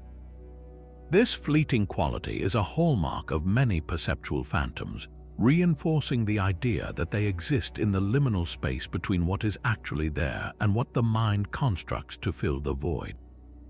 It's a personal, introspective kind of horror, one that asks unsettling questions about the reliability of our own senses and the true nature of the wilderness we seek to conquer. What makes the Dark Watchers so enduring and captivating is that they resist easy categorization. They are not monsters to be slain or ghosts with a tragic backstory. They are atmospheric, almost environmental phenomena. They represent the haunting beauty and inherent mystery of the wild places that still exist in our modern world. For the Chumash, they were spiritual guardians of the land. For Robinson Jeffers, they were poetic symbols of nature's sublime indifference. For the modern hiker, they are a psychological experience born from isolation and startling geography. The legend persists because it validates a feeling that many people have had in the wilderness, that uncanny sensation that you are not alone, that the ancient hills themselves have eyes, and that some parts of the world are still meant to be observed, not fully understood. The Dark Watchers are the soul of the Santa Lucia Mountains, a timeless reminder that the oldest and strangest stories are often not found in books, but whispered on the wind along a lonely, high-altitude trail. From the silent, watchful peaks of California, we now travel to the rolling farmlands of early 19th century Tennessee, to a story that stands as a cornerstone of American paranormal history. The haunting of the Bell family, a terrifying ordeal so well documented it has been called the first great ghost story of the United States. The legend begins around 1815 with a prosperous farmer named John Bell, his wife Lucy, and their children, who lived in a remote community in Robertson County. According to the extensive accounts passed down through generations, the family's troubles started subtly, with faint knocking sounds on the doors and windows of their cabin that seemed to have no earthly source. These innocuous noises quickly escalated into something far more sinister. Soon, the family was tormented by the sounds of rats gnawing on the bedposts, chains being dragged across the floor, and agonized, guttural choking noises that would echo through the dark rooms at night. The invisible entity then revealed a voice, a faint, whispering breath that slowly grew into a coherent, cruel, and highly intelligent personality that the family and their neighbors came to call the Bell Witch. This was no simple, noisy poltergeist. The entity displayed a bewildering range of abilities and a disturbingly specific focus. It could quote scripture with the fluency of a preacher one moment and spew the most vile profanity the next. It seemed to possess omniscient knowledge of events happening miles away and could recite private conversations verbatim. Most chillingly, it developed a particular and venomous hatred for the patriarch John Bell. The spirit would reportedly pummel him, pull his hair, and curse his name, while often showing a strange, protective fondness for his wife, Lucy, and their youngest daughter, Betsy. The witch's persecution of Betsy was especially brutal. It would pinch her, slap her, and pull her from her bed by her hair, all while taunting her about her budding romance with a local boy named Joshua Gardner. The entity's clear intelligence and its ability to engage in complex theological and philosophical debates with the stream of visitors who came to witness the phenomenon set it apart from any typical ghost story, creating a narrative of a personal, vengeful intelligence that seemed to have a very specific and malicious agenda. The legend's credibility was cemented by its most famous visitor, the future President of the United States, Andrew Jackson. The story goes that Old Hickory, famous for his toughness and skepticism, heard the tales of the Bell Witch and decided to investigate for himself, traveling from Nashville to the Bell Farm with a contingent of his men. One popular version of the tale claims that as Jackson's wagon approached the property, it suddenly stopped dead, its wheels refusing to turn despite the team of horses straining against their harnesses. Jackson, a seasoned soldier and frontiersman, reportedly declared, "By the eternal, boys, it is the witch." At that moment, a disembodied voice is said to have spoken from the air, declaring, "All right, General, let the wagon move. I will see you tonight." True to its word, the entity later terrorized Jackson and his men in the house, pulling the covers off their beds and creating such a cacophony that the future president and his tough-as-nails companions allegedly cut their visit short and fled the property before morning, with Jackson later vowing he would rather fight the entire British army than face the Bell Witch again. The haunting reached its tragic climax with the slow decline and eventual death of John Bell in 1820. For years, the spirit had boasted that it would eventually kill him, and in the fall of 1820, Bell began to suffer from recurring spells where he would lose the ability to speak and his mouth would become paralyzed. During one of these fits, his son, John Bell Jr., found a mysterious, dark vial of liquid on the family's mantle. When they tested the strange substance on the family cat, the animal immediately convulsed and died. Convinced the witch had poisoned his father, John Jr., threw the vial into the fireplace where it reportedly exploded with a loud report. John Bell never recovered and died on December 20th, 1820. The final, chilling act of the saga occurred at his funeral. As the mourners gathered at the graveside, a loud, clear voice, unmistakably that of the Bell Witch, burst into a raucous, jeering rendition of a song, gloating over his death and celebrating its own victory. After this grotesque performance, the entity's activity reportedly subsided, though it promised to return in 7 years. The legacy of the Bell Witch is unparalleled in American folklore, primarily due to its status as one of the most thoroughly documented paranormal cases from its era. The story was not merely passed down orally, it was recorded in a book published in 1894 by Martin Van Buren Ingram, titled An Authenticated History of the Famous Bell Witch, which was based on the first-hand account of Richard Williams Bell, one of the sons who endured the haunting. This written record, compiled by a family member, gives the narrative a weight and specificity that most legends lack, providing names, dates, and detailed conversations that have been analyzed by historians and paranormal researchers for over a century. The story has also inspired countless adaptations, most notably serving as the direct inspiration for the film The Blair Witch Project, which mirrored the core concept of a documentary-style account of an unseen, malevolent force in the woods. The Bell Witch Cave and the surrounding property in Adams, Tennessee, have become a pilgrimage site for the curious, a tangible landmark for a story that feels too detailed, too personal, and too deeply woven into the historical fabric of the region to be easily dismissed as mere fiction. While the Bell Witch represents a historical haunting rooted in the early days of the nation, our next encounter introduces a creature that feels ripped from the pages of a comic book, a reptilian nightmare that burst onto the scene with a series of visceral and aggressive encounters. In the humid, Spanish moss-draped lowcountry of South Carolina, the summer of 1988 became the unlikely stage for one of the most bizarre and well-documented cryptid cases in modern memory, the reign of the lizard man of Scape or Swamp.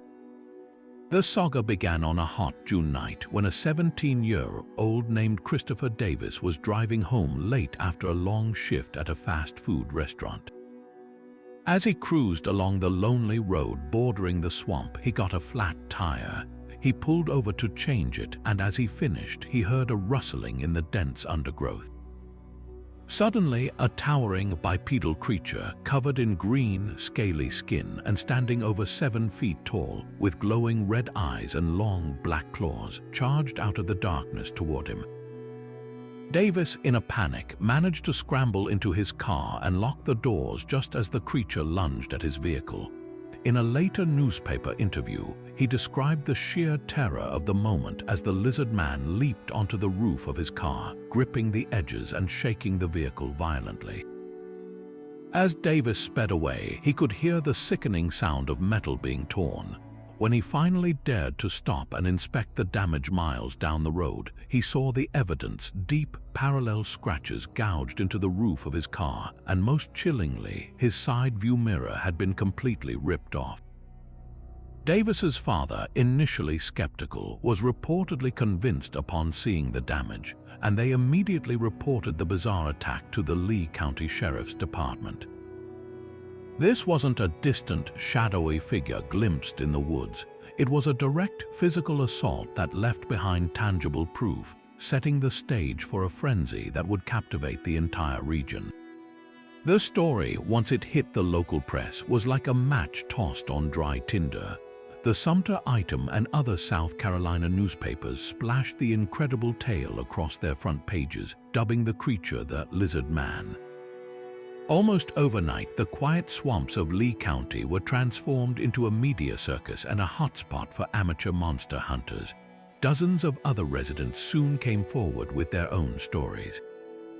A local teenager reported that the creature had attacked his car while he was parked on a lover's lane, leaving similar scratch marks. Another family claimed it had tried to break into their home. The sheriff's department was inundated with calls, and deputies found themselves investigating a series of strange tracks: 3-toed, bipedal impressions pressed deep into the soft mud along the swamp's edge. These tracks, measuring around 14 inches in length, seemed to defy easy explanation and were cast by investigators, creating physical evidence that further fueled the mystery. The media attention was relentless, with news vans from across the state and even national programs descending on the small town of Bishopville, all hoping to catch a glimpse of the newfound celebrity monster. As the summer wore on, the phenomenon took on a life of its own, demonstrating the powerful social dynamics that can propel an urban legend. The sheer volume of reports and the consistency of the descriptions, the immense height, the green scales, the glowing red eyes, and the long claws, lent the story a surprising degree of credibility. The local community, initially bemused, quickly embraced the economic potential of the situation. Almost immediately, entrepreneurs began selling Lizard Man t-shirts, buttons, and souvenirs. The creature's likeness was featured on restaurant menus and local advertisements. An annual Lizard Man festival was soon established, drawing tourists and cryptid enthusiasts from all over the country, turning a source of fear into a beloved and lucrative local mascot. This rapid commercialization is a classic feature of modern monster lore, where a community's initial fear is quickly channeled into a collective and often playful identity, proving that a good legend can be very good for business. Of course, such an extraordinary claim inevitably attracted a wave of skepticism, and a number of rational explanations were put forward. Some law enforcement officials and biologists suggested that what people were actually seeing was a large, disoriented bear or a misplaced alligator walking on its hind legs, an unusual but not impossible sight. Others pointed to the possibility of an elaborate hoax. In a region known for its strong hunting culture, the idea that a local prankster had crafted a sophisticated costume to scare drivers and generate excitement was certainly plausible. The famous 3-toed tracks were subjected to intense scrutiny, with some experts suggesting they could have been created using a cleverly modified device. like a pair of plaster casts or even a manipulated set of garden tools pressed into the mud to create the illusion of a massive, unknown creature. The fact that the majority of the activity occurred over a relatively short, intense period and then dramatically subsided is a pattern often associated with social contagion and hoaxing, where the initial excitement eventually burns itself out once the novelty wears off or the prankster loses interest. Despite the rational doubts, the legend of the lizard man has proven to be incredibly resilient, refusing to fade back into the murky waters of scape or swamp. Unlike many cryptids that remain elusive phantoms, the lizard man's legacy is grounded in those initial, aggressive physical encounters and the very real scratch marks on Christopher Davis's car.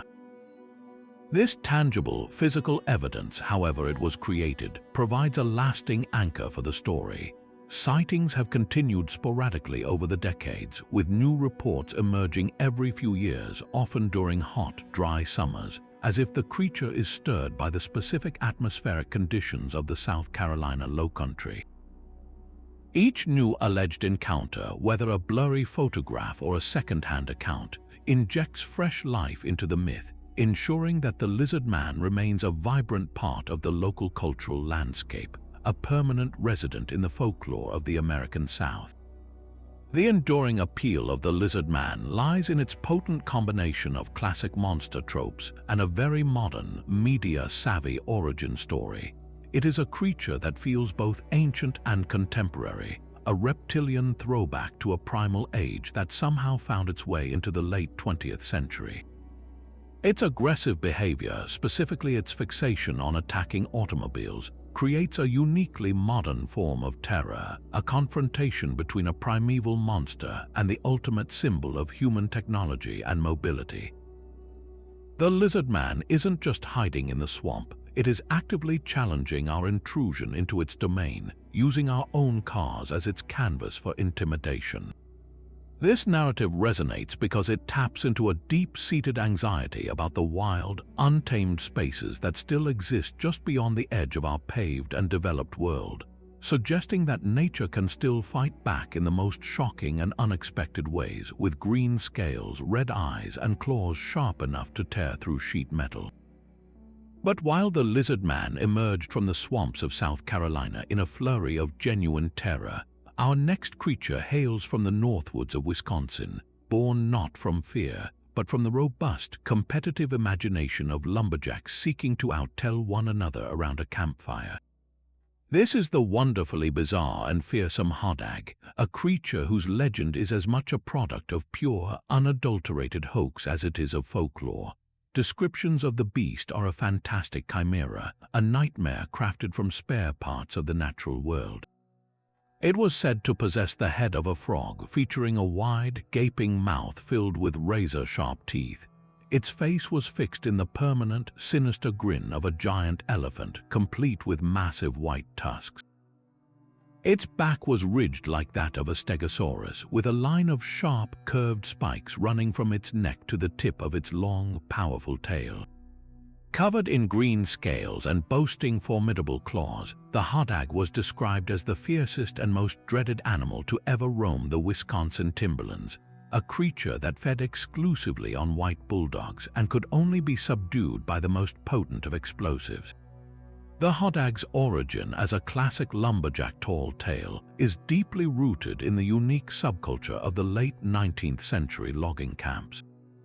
In an era before radio or television, entertainment was self-made, and lumberjacks, known for their physical strength and competitive spirit, often engaged in fancy lying, trying to outdo each other with increasingly outrageous stories about the dangers and wonders of the wilderness they worked in. The hodag was the ultimate product of this tradition, a creature so absurdly fearsome that its very existence was a testament to the teller's creativity and bravado. It served as a fictional explanation for the strange sounds heard in the deep woods, for missing tools, or for the general, unnerving feeling of being watched in a vast, untamed forest. These stories were a form of bonding and mental escape from the back-breaking, monotonous labor of felling trees, a way to inject a dose of thrilling fantasy into a harsh and physically demanding reality. The legend, however, would have likely remained a localized campfire story if not for one man, a prankster and marketing genius named Eugene Shepard. In 1896, Shepard, a land surveyor and prominent citizen of Rhinelander, Wisconsin, announced to the world that he and a band of intrepid woodsmen had successfully captured a live hodag. He provided breathtakingly detailed accounts of the hunt, describing how they had to use dynamite to smoke the monstrous creature out of its lair. The story was an instant sensation, picked up by newspapers across the state and beyond. But Shepard wasn't finished. For the Oneida County Fair in 1896, he unveiled his prize, a shocking, lifelike exhibit of the captured hodag, a monstrous, taxidermied beast that drew massive, gawking crowds. People traveled for miles to see the creature, a testament to Shepard's skill as a showman and the public's enduring appetite for the mysterious. What made Shepard's hoax so brilliant and enduring was the sheer effort and theatricality he put into it. The original hodag exhibit was not a crude puppet. It was a carefully constructed model, almost certainly made from wires, wood, and the bleached hides of cattle and other animals, sculpted to match the fantastical descriptions of the lumberjacks. Shepard and his accomplices would often stage dramatic performances around the exhibit, using hidden wires to make the creature snarl and lunge at terrified onlookers, enhancing its fearsome reputation. When skeptical reporters from publications like the Milwaukee Journal came to investigate, Shepard doubled down, attempting to electrocute a second hodag he claimed to have found, another staged event complete with sputtering electrical apparatus. His commitment to the bit was absolute, and his deep roots in the Rhinelander community lent his outlandish claims a strange kind of local credibility. He wasn't an outsider, he was one of their own, and his enthusiasm was infectious. The story's journey from a local prank to a permanent piece of Wisconsin's identity is a fascinating study in how a community can choose to embrace a fiction and make it its own. For a time, the hodag put Rhinelander on the map, drawing tourists and generating newspaper headlines. While the wider world eventually caught on to the joke, Rhinelander never let the hodag go. Instead of being embarrassed by the hoax, the town leaned into it, recognizing the creature's unique value as a symbol of local color and pioneering spirit. Today, the hodag is the official symbol of Rhinelander. Its likeness adorns the city's water tower, it's the mascot for the local high school, and it's the star of the annual Hodag Country Festival. There is a giant hodag statue in a city park, and the local visitor center proudly sells every manner of hodag-themed merchandise imaginable, from plush toys to coffee mugs. The creature has been featured on postage stamps and in numerous books, transforming from a simple tall tale into a beloved civic icon. The enduring legacy of the hodag speaks to a fundamentally different kind of urban legend. Unlike the terrifying Mothman or the tragic Bell Witch, the hodag was never meant to be truly believed. Its power lies in its whimsy and its intentional, good-natured fraud. It represents a time and place where storytelling was a primary form of entertainment, and where a community could collectively participate in a myth, fully aware of its fictional nature, yet choosing to celebrate it anyway. The hodag is a reminder that folklore isn't always born from darkness and fear. Sometimes it sprouts from laughter, creativity, and the simple human desire to wonder at the impossible. It's a testament to the power of a well-told story, proving that a creature born from the tall tales of lumberjacks and the showmanship of a prankster can leave a more lasting and joyful mark on the world than 100 terrifying but ultimately forgettable phantoms. From the calculated whimsy of the hodag, we pivot to a modern legend that was anything but playful, a wave of fear that seemed to infect the entire nation's children simultaneously, proving that a monster doesn't need ancient origins or sharp claws to terrify. Sometimes a painted smile is more than enough.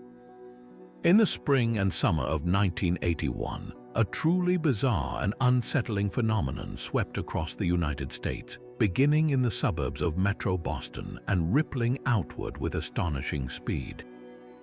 Children began reporting encounters with menacing, strangely silent clowns who attempted to lure them into vans with promises of candy or money. These weren't the friendly circus clowns of birthday parties. They were described as sinister figures, their faces frozen in grotesque grins, often peering out from the windows of slow-moving, unmarked vans near schoolyards and playgrounds. The reports were specific, chilling, and came from so many children in such a short period that law enforcement in multiple cities was forced to take them seriously, launching investigations into what the media quickly dubbed the phantom clown sightings. The initial wave in the Boston area was particularly intense. In the working-class neighborhoods of Brookline and West Roxbury, children provided remarkably consistent descriptions of a van, sometimes white, sometimes green, from which a clown would beckon. The stories spread through schoolyards with the force of a viral rumor, creating an atmosphere of palpable panic. Parents began escorting their children to and from school, and police departments set up special hotlines, logging hundreds of calls from frightened families. What made this outbreak so peculiar was the complete lack of any physical evidence. Despite the hundreds of reports, not a single clown was ever apprehended, not a single van was confirmed to be involved, and no child was ever actually harmed or abducted. The threat existed entirely in the realm of testimony and fear, a spectral menace that left behind no footprints, only a deep and lingering unease. As spring turned to summer, the phantom clown scare demonstrated a kind of social contagion that was new for its era, spreading from city to city like a psychological wildfire. From Boston, the reports jumped to Kansas City, then to Pittsburgh, then to Omaha, and eventually as far west as Denver and Seattle. The pattern was eerily consistent.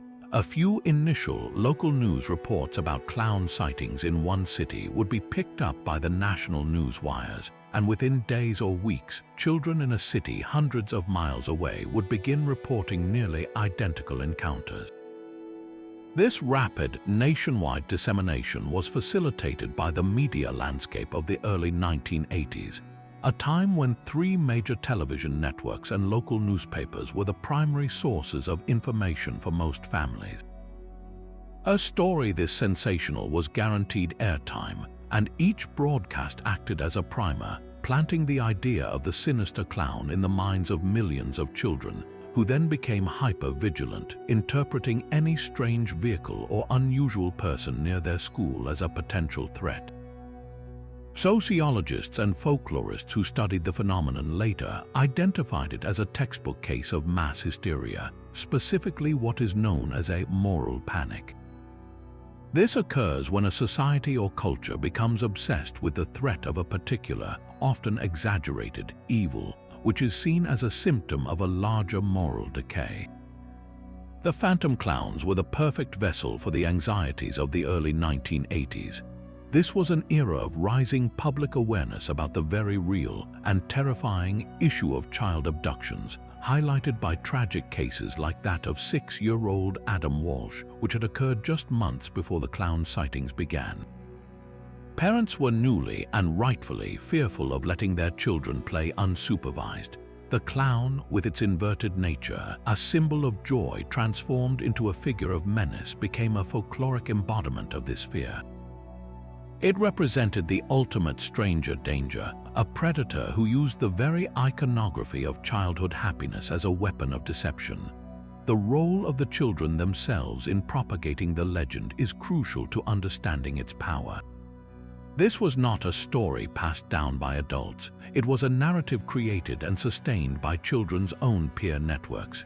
In the schoolyard, the rules of evidence are different. A story gains credibility through the conviction of the teller and the collective agreement of the group. When one child recounted a frightening encounter, or even a friend of a friend story, it was immediately validated by the fear of their peers, who then might, consciously or not, begin to reinterpret their own ambiguous experiences through this new, terrifying lens. A man in a work van asking for directions could become a clown in the retelling. The brain, especially a young brain under social pressure, is a powerful pattern-making machine, and the phantom clown scare provided a very specific and compelling pattern to apply to the normal, confusing interactions of the adult world. It was a collective nightmare authored by children themselves that spoke to their own subconscious understanding of the new rules and dangers they were being taught.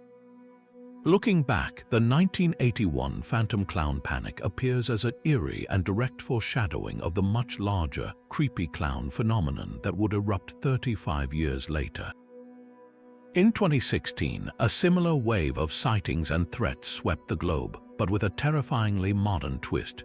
While the 1981 clowns were primarily reported as luring figures, the 2016 clowns were often described as actively threatening, wielding weapons and chasing people, with many of the reports fueled by social media hoaxes and viral videos.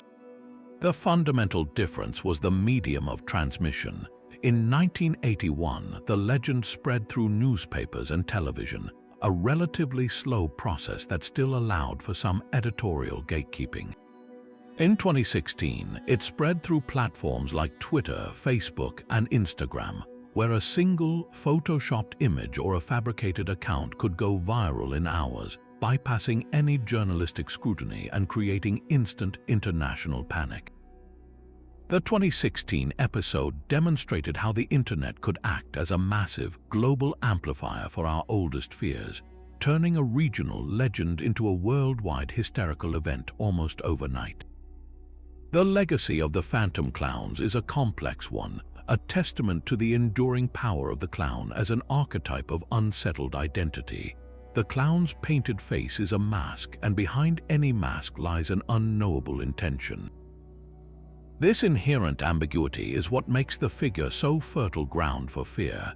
The 1981 scare demonstrated, long before the internet, how a modern, connected society could collectively conjure a monster that felt utterly real to those caught in the moment.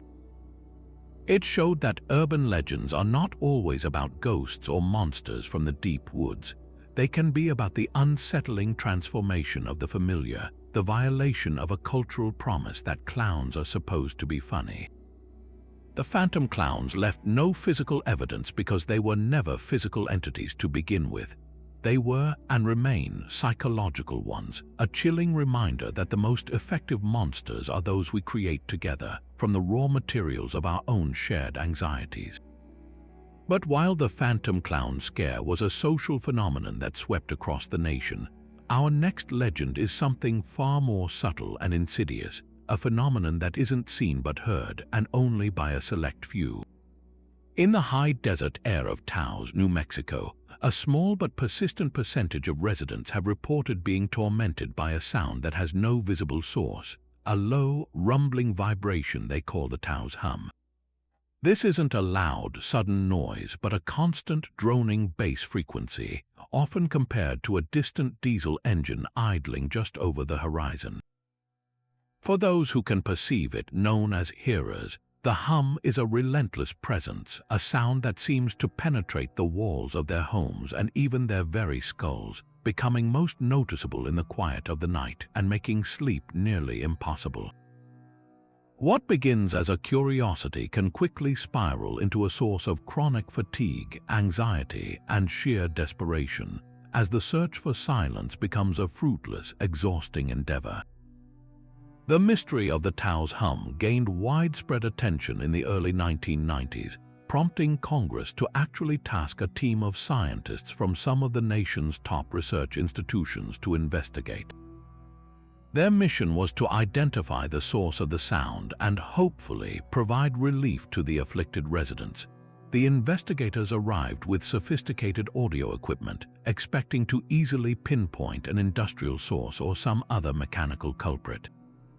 To their great surprise, their sensitive microphones and spectrum analyzers detected nothing out of the ordinary. The hum, it seemed, was inaudible to their machines. This was the first major clue that they were not dealing with a conventional acoustic phenomenon. The sound was either so faint that it was masked by the normal background noise of the environment, or it was a signal that was being perceived by the human brain without actually existing as a measurable sound wave in the air. This divide between the objective measurements and the subjective, yet very real, experiences of the hearers lies at the very heart of the mystery. Without a clear external source to point to, scientific explanations have branched into two distinct categories. The first set of theories posits that the hum is in fact a real physical sound, but one that is exceptionally elusive. Candidates in this category include secret military communications using extremely low-frequency radio waves, which can sometimes be heard as vague sensations by certain individuals. Others have pointed to massive industrial infrastructure far from towns, such as natural gas pipelines that can generate a constant, low-frequency vibration as they transport fuel across the continent. There's also the possibility of geological activity, like the slow, grinding movement of tectonic plates or the resonance of the Earth itself, creating an infrasonic hum that only sensitive ears can detect. The second, and perhaps more compelling, set of theories suggests the source is not external but internal.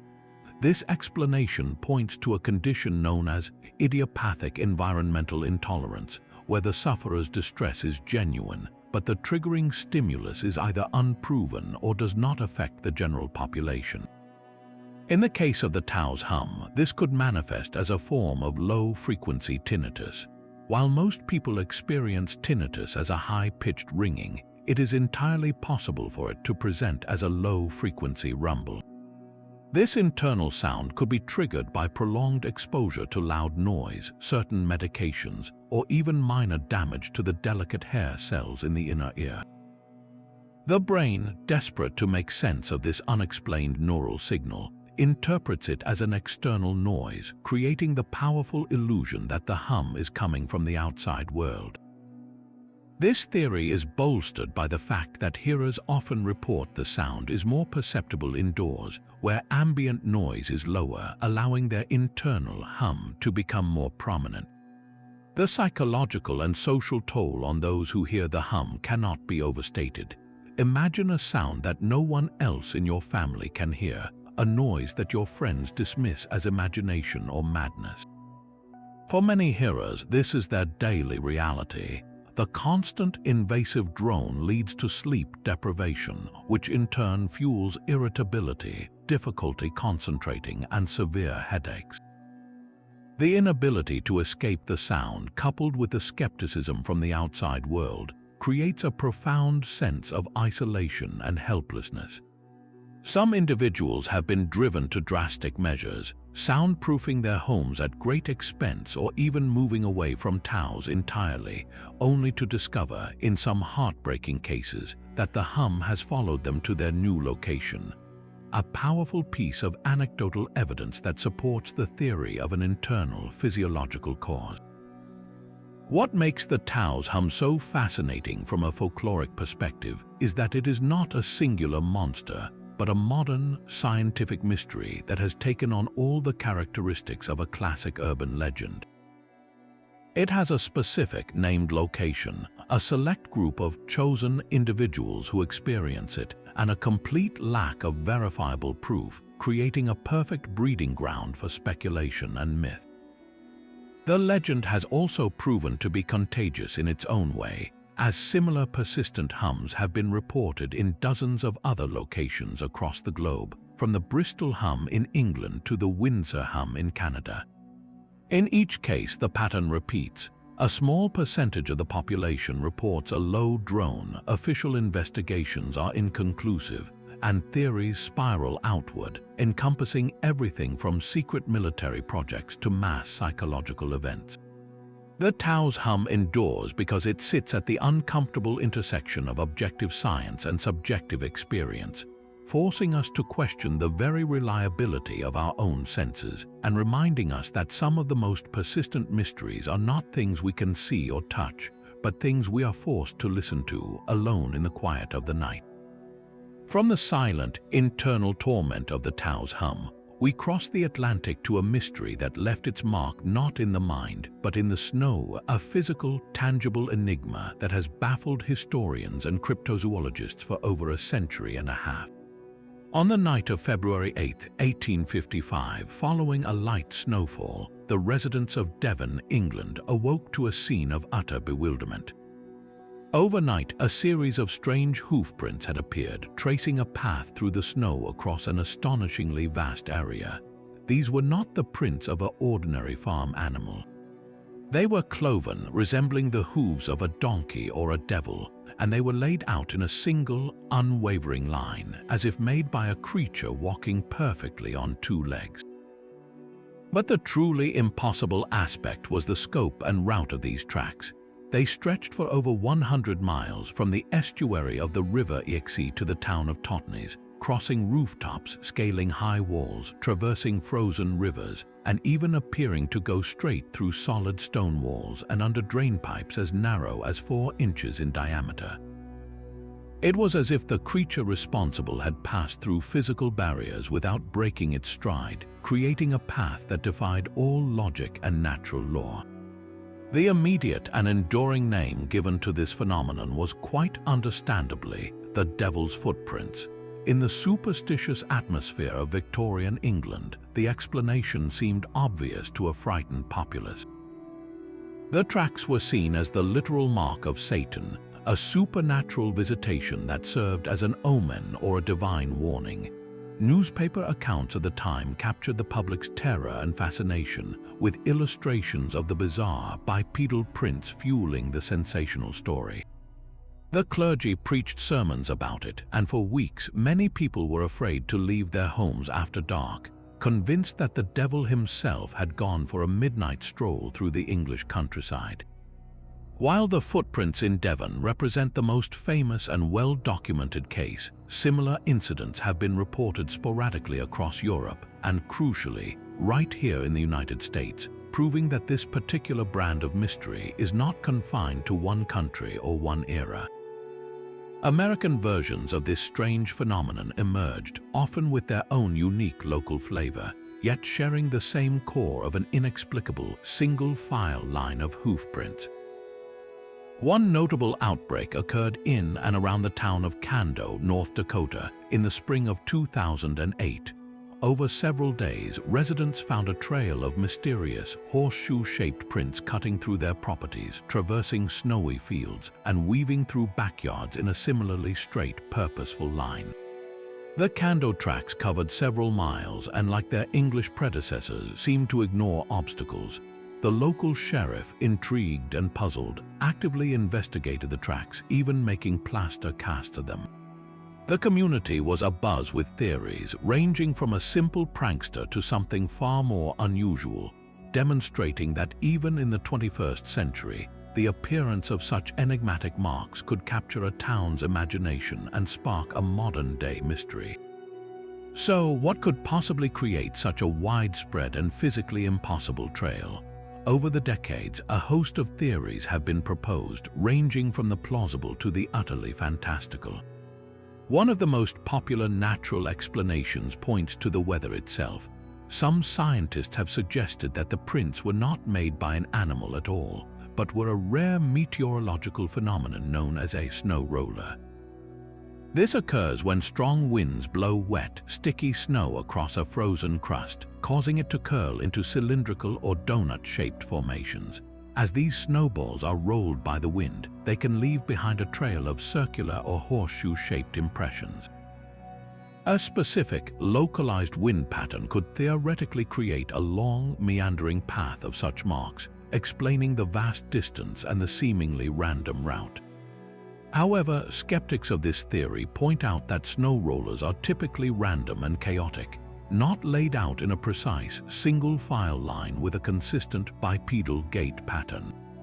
Furthermore, the Devon tracks were described as being crisply defined, unlike the softer, more blurred impressions a melting snow roller would likely leave. The animal kingdom provides another rich vein of speculation. For the Devon event, everything from wandering badgers and otters to hopping birds like woodcocks has been proposed. The most compelling animal theory, however, and one that connects directly to American versions of the legend, involves kangaroos. It sounds absurd, but in the 19th century, it was not uncommon for wealthy aristocrats or traveling menageries to keep exotic animals. An escaped kangaroo hopping on its powerful hind legs could theoretically create a series of bipedal prints. Its long tail might even occasionally drag, creating the illusion of a single line. This theory gains traction when we look at American sightings. In the 1970s, similar mysterious bipedal hoofprints were reported in states like Pennsylvania and Wisconsin, often in areas where there were also rumors of an escaped kangaroo from a local zoo or private collector. While a kangaroo could explain the gait, it still struggles to account for the sheer marathon distance of the Devon tracks or its alleged ability to scale walls and pass through impossibly narrow spaces. This leads us to the more speculative and wonderfully strange theories that venture into the realm of the paranormal and the secretive. Ufologists have long been fascinated by the devil's footprints, seeing them as potential evidence of an early extraterrestrial visit. They propose that the tracks were made not by a biological entity, but by a mechanical probe or landing gear from an alien spacecraft, a device that could hover, land, and take off again, explaining its ability to traverse walls and rivers. The single file line could be the result of a scanning pattern or a malfunctioning piece of equipment. An even more grounded, yet equally secretive, theory harks back to the technological advancements of the era. The mid-19th century was a time of rapid innovation in ballooning. Some researchers have suggested the tracks could have been made by a trailing object, perhaps a scientific instrument or a broken piece of rigging, dangling from a secret, high-altitude experimental balloon. As the balloon was carried by the wind over a great distance, the object on the end of its tether would bounce along the ground, leaving a continuous, meandering trail of marks that could easily be misinterpreted as footprints from a single creature. This would elegantly explain the vast distance covered and the apparent ability to cross over obstacles that would stop a land-bound animal. The enduring power of the devil's footprints legend lies in its perfect storm of ambiguity. It is a mystery with a clear, physical artifact, the prints themselves, but no culprit, no body, and no definitive answer. It sits at the intersection of folklore, meteorology, zoology, and even proto-ufology, allowing each generation to reinterpret the evidence through the lens of its own understanding. The story resonates because it presents a puzzle that feels like it should be solvable, a detective story with clues left plainly in the snow, and yet the solution remains perpetually out of reach. It taps into a fundamental human desire to explain the unknown, and when the unknown leaves a trail, we feel compelled to follow it, even if it leads us over 100 miles across frozen rivers and straight through solid walls, chasing a shadow that walked through a Victorian winter night and has never truly left our imagination. But while we've been exploring monsters and phantoms, some of the most potent urban legends aren't about creatures in the woods, but about patterns of power and fate, weaving a narrative of inescapable destiny around the most powerful office in the world. This brings us to one of the most chilling and historically grounded political myths in American history, the Curse of Tippecanoe, also known as Tecumseh's Curse or the Zero-Year Curse. The legend is terrifyingly simple. It states that every single president of the United States elected in a year ending in zero from 1840 through 1960 would die in office. This 20-year cycle of presidential mortality became one of the most persistent and spookily accurate bits of political folklore, a pattern so consistent it felt less like coincidence and more like a malevolent force woven into the fabric of the nation's highest office. The alleged origin of this curse stretches back to the early 19th century and centers on the figure of Tecumseh, the legendary Shawnee leader. In 1811, Tecumseh's confederacy of Native American tribes was defeated at the Battle of Tippecanoe by an American force led by William Henry Harrison, who was then the governor of the Indiana Territory. The story goes that a deeply embittered Tecumseh, or perhaps his brother, a religious leader known as Tenskwatawa or the Prophet, placed a curse upon Harrison and all future American leaders. The specifics of the curse vary in the telling. Sometimes it was directed at Harrison personally, other times at the presidency itself, vowing that Harrison would not only die in office but that every chief executive elected every 20 years after him would meet a similar fate. This narrative provided a powerful, tragic backstory, framing the curse as a form of spiritual revenge for the broken treaties and the relentless westward expansion that displaced indigenous peoples. The terrifying power of the legend comes from its seemingly flawless execution. Let's walk through the grim roster, a list that gave this curse its chilling credibility. It begins, of course, with William Henry Harrison himself. After his famous log cabin and hard cider campaign of 1840, he delivered an interminably long inaugural address on a cold, wet day without a coat or hat. He developed pneumonia and died just 31 days into his term, becoming the first president to die in office and to this day holding the record for the shortest presidency. Exactly 20 years later, Abraham Lincoln, elected in 1860, was assassinated by John Wilkes Booth in 1865, just after the end of the Civil War. The cycle continued with James A. Garfield, elected in 1880, who was shot by a disgruntled office seeker in 1881 and died months later from infection and poor medical care. The turn of the 20th century brought no respite. William McKinley, elected to his second term in 1900, was assassinated by an anarchist in 1901.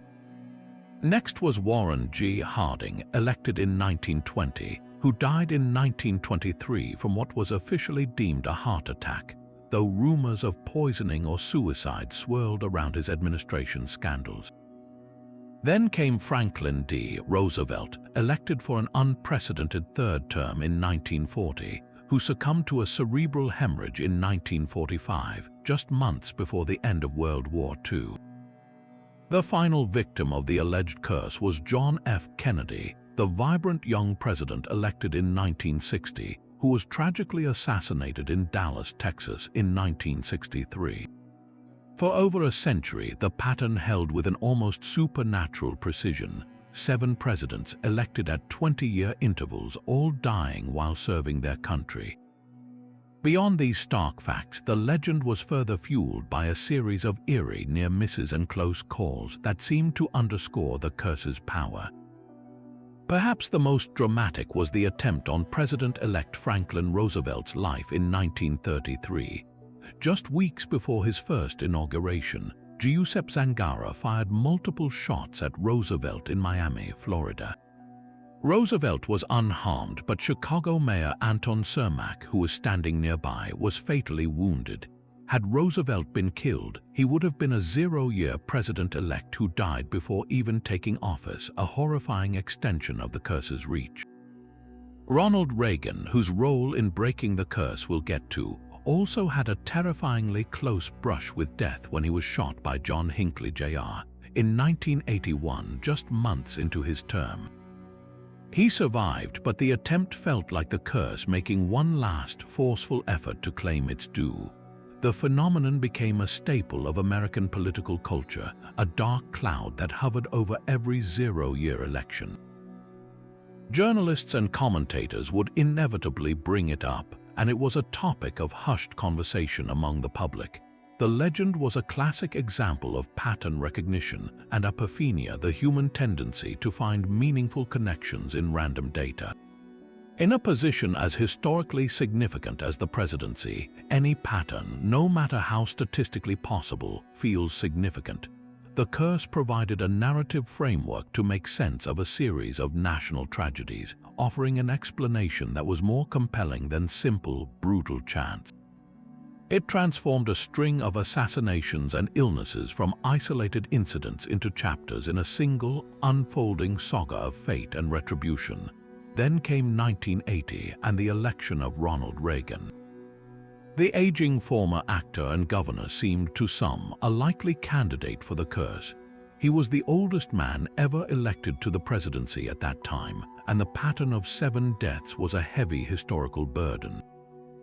Then, on March 30th, 1981, John Hinckley Jr.'s bullets struck the president outside a Washington, D.C. hotel. One bullet ricocheted off the limousine and struck Reagan under his arm, lodging in his lung just inches from his heart. The president was rushed to the hospital where he underwent emergency surgery. His famous quip to his wife, "Honey, I forgot to duck," and his reassurance to the surgeons that he hoped they were all Republicans became part of American law. Most importantly, he survived. His recovery was swift and remarkably robust, and he went on to serve 2 full terms. Reagan's survival was widely seen as the event that finally broke the curse of Tippecanoe. When George W. Bush, elected in the year 2000, also served his term without dying in office, the curse was considered thoroughly defunct. But why did it end? Believers in the curse might say its power simply faded after a century and 20 years, or that Reagan's indomitable spirit and luck were enough to overcome it. Skeptics, of course, point out that it was always a statistical fluke, a run of tragic luck that was bound to end eventually. The presidency is a high-stress, high-profile job, and throughout much of American history, medical science was rudimentary and security was lax, making death in office a more common occurrence than it is today. The curse was a compelling story imposed on a vulnerable timeline, a narrative that gave order to chaos but was ultimately powerless against the march of time and improved technology. The curse of Tippecanoe remains a fascinating piece of American political mythology, a testament to our enduring fascination with fate, patterns, and the stories we tell to explain the unexplainable turns of history. Crossing the border from Wisconsin's playful hoax into the dense forests of Michigan, we find a legend that trades the hodag's whimsy for a far more primal and unsettling kind of terror. This is the story of the Michigan dogman, a creature described as a horrifying hybrid standing firmly on 2 legs with the muscular torso of a man and the snarling, sharp-toothed head of a canine. Its glowing eyes are said to pierce the darkness of the northern woods, and its haunting, unearthly howl is reported to sound less like a wolf and more like a demented, screaming human. Unlike many cryptids that are spotted randomly, the legend of the dogman carries its own eerie schedule, with many accounts clustering around a bizarre and specific cycle. It is said to appear in a wave of sightings every 10 years on the 7th year of each decade, a pattern that adds a layer of ominous predictability to its mythos. The modern incarnation of this legend is inextricably linked to a single piece of media, a song that took the story from local campfire tales and blasted it across the state's airwaves. In 1987, a disc jockey and folk singer named Steve Cook at a radio station in Cadillac, Michigan, decided to write and record a fictional folk ballad for an April Fool's Day segment. The song, titled "The Legend," told the story of the dogman in chilling verse, chronicling its alleged appearances going back over a century, always on that 10-year cycle. The lyrics described a beast that walked like a man but ran like a dog, with eyes that burned like a fiery yellow forge. Cook's deep, resonant voice and the song's foreboding melody made it instantly memorable.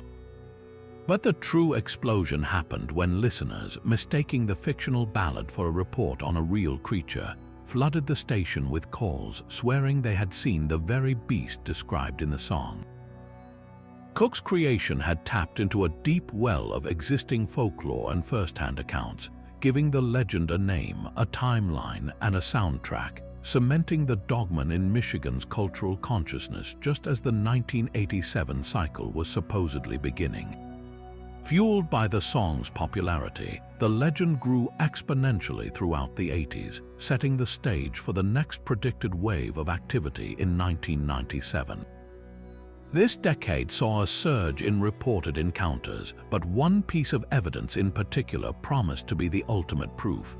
2 men on a fishing trip in the Manistee National Forest claimed to have captured video footage of a large, dark, bipedal creature loping through the trees. The footage, which became known as the Gable film after one of the men involved, was shaky and grainy, but it showed a startlingly fast, upright figure with a distinctly canine gait moving between the pines before it seemingly noticed the cameraman and charged toward him, causing the footage to cut out. While the film was later revealed to be a well-executed hoax created for a student film project, its impact was immense. At the time, it was presented as genuine evidence on television shows and in conversations, and its visceral, terrifying content provided a powerful visual for the stories people had been hearing for a decade. It demonstrated how a compelling piece of media, even a fictional one, could supercharge a legend, giving it a tangible form that felt real to anyone who saw it. What makes the Dogman so compelling and so believable to many are the specific, recurring details that witnesses consistently report. People don't just describe a big wolf, they describe a creature that is fundamentally wrong in its anatomy, a thing that should not be. They speak of its immense height, often 7 feet or more when standing erect, and its terrifying speed and agility as it moves on 2 legs. Many accounts emphasize its unnerving intelligence, describing how it seems to stalk or observe people rather than just attacking, and its chilling vocalizations, a howl that breaks into a guttural, almost human-sounding scream. These consistent elements across disparate witness testimonies, separated by years and geography, lend the legend a chilling credibility. It's not just one person's story. It's a pattern of fear, a collective description of a shared nightmare that has been woven into the fabric of Michigan's vast and often isolated wilderness areas. Over time, the Michigan Dogman has undergone a fascinating cultural evolution, much like the hodag, transforming from a source of pure terror into a beloved, if still frightening, piece of state identity. The creature is now a point of local pride and a significant economic driver. The town of Luther, Michigan, holds an annual Dogman Festival, celebrating the legend with music, vendors, and guided hikes into the very woods where the creature is said to roam. The original song by Steve Cook is still played on Michigan radio stations every year, a ritual that keeps the story alive for new generations. The Dogman has been featured in books, documentaries, and even inspired a card game, proving that a legend can be both terrifying and fun. This embrace shows the full life cycle of a modern myth. It begins with genuine fear and mystery, is amplified by media and music, and is eventually adopted by the community as a unique piece of its heritage, a story that connects people to the wild, mysterious landscape they call home. The Michigan Dogman endures not because people are always running from it in the woods, but because they are actively telling its story around bonfires, playing the song on their car radios, and wondering, just maybe, what might be watching from the shadows of the next dense thicket. From the calculated patterns of political curses and the cyclical appearances of woodland monsters, we now turn to a phenomenon that strikes at the very core of our physical being, a concept so bizarre it seems to defy the fundamental laws of nature itself. This is the terrifying and deeply controversial idea of spontaneous human combustion, the belief that a living person can suddenly, and without any apparent external cause, erupt into a ball of fire so intense it can cremate a body almost completely, yet leave the surrounding environment, the very chair they were sitting in, the papers on a nearby desk virtually untouched. It's a concept that lives in the unsettling space between tragic accident and supernatural horror, a medical mystery that has fueled speculation and fear for centuries. Perhaps the most famous American case, and the one that truly launched the phenomenon into the modern public consciousness, is the tragic death of 67-year-old Mary Riesser in St. Petersburg, Florida, in July of 1951. When her landlady tried to deliver a telegram, she found the doorknob to Mrs. Riesser's apartment uncomfortably hot. After getting help to break in, they discovered a scene of almost unreal destruction. Nearly all of Mrs. Riesser's body had been incinerated, leaving behind only a pile of ashes, a single, shrunken skull, and one foot, still wearing its slipper, untouched by the flames.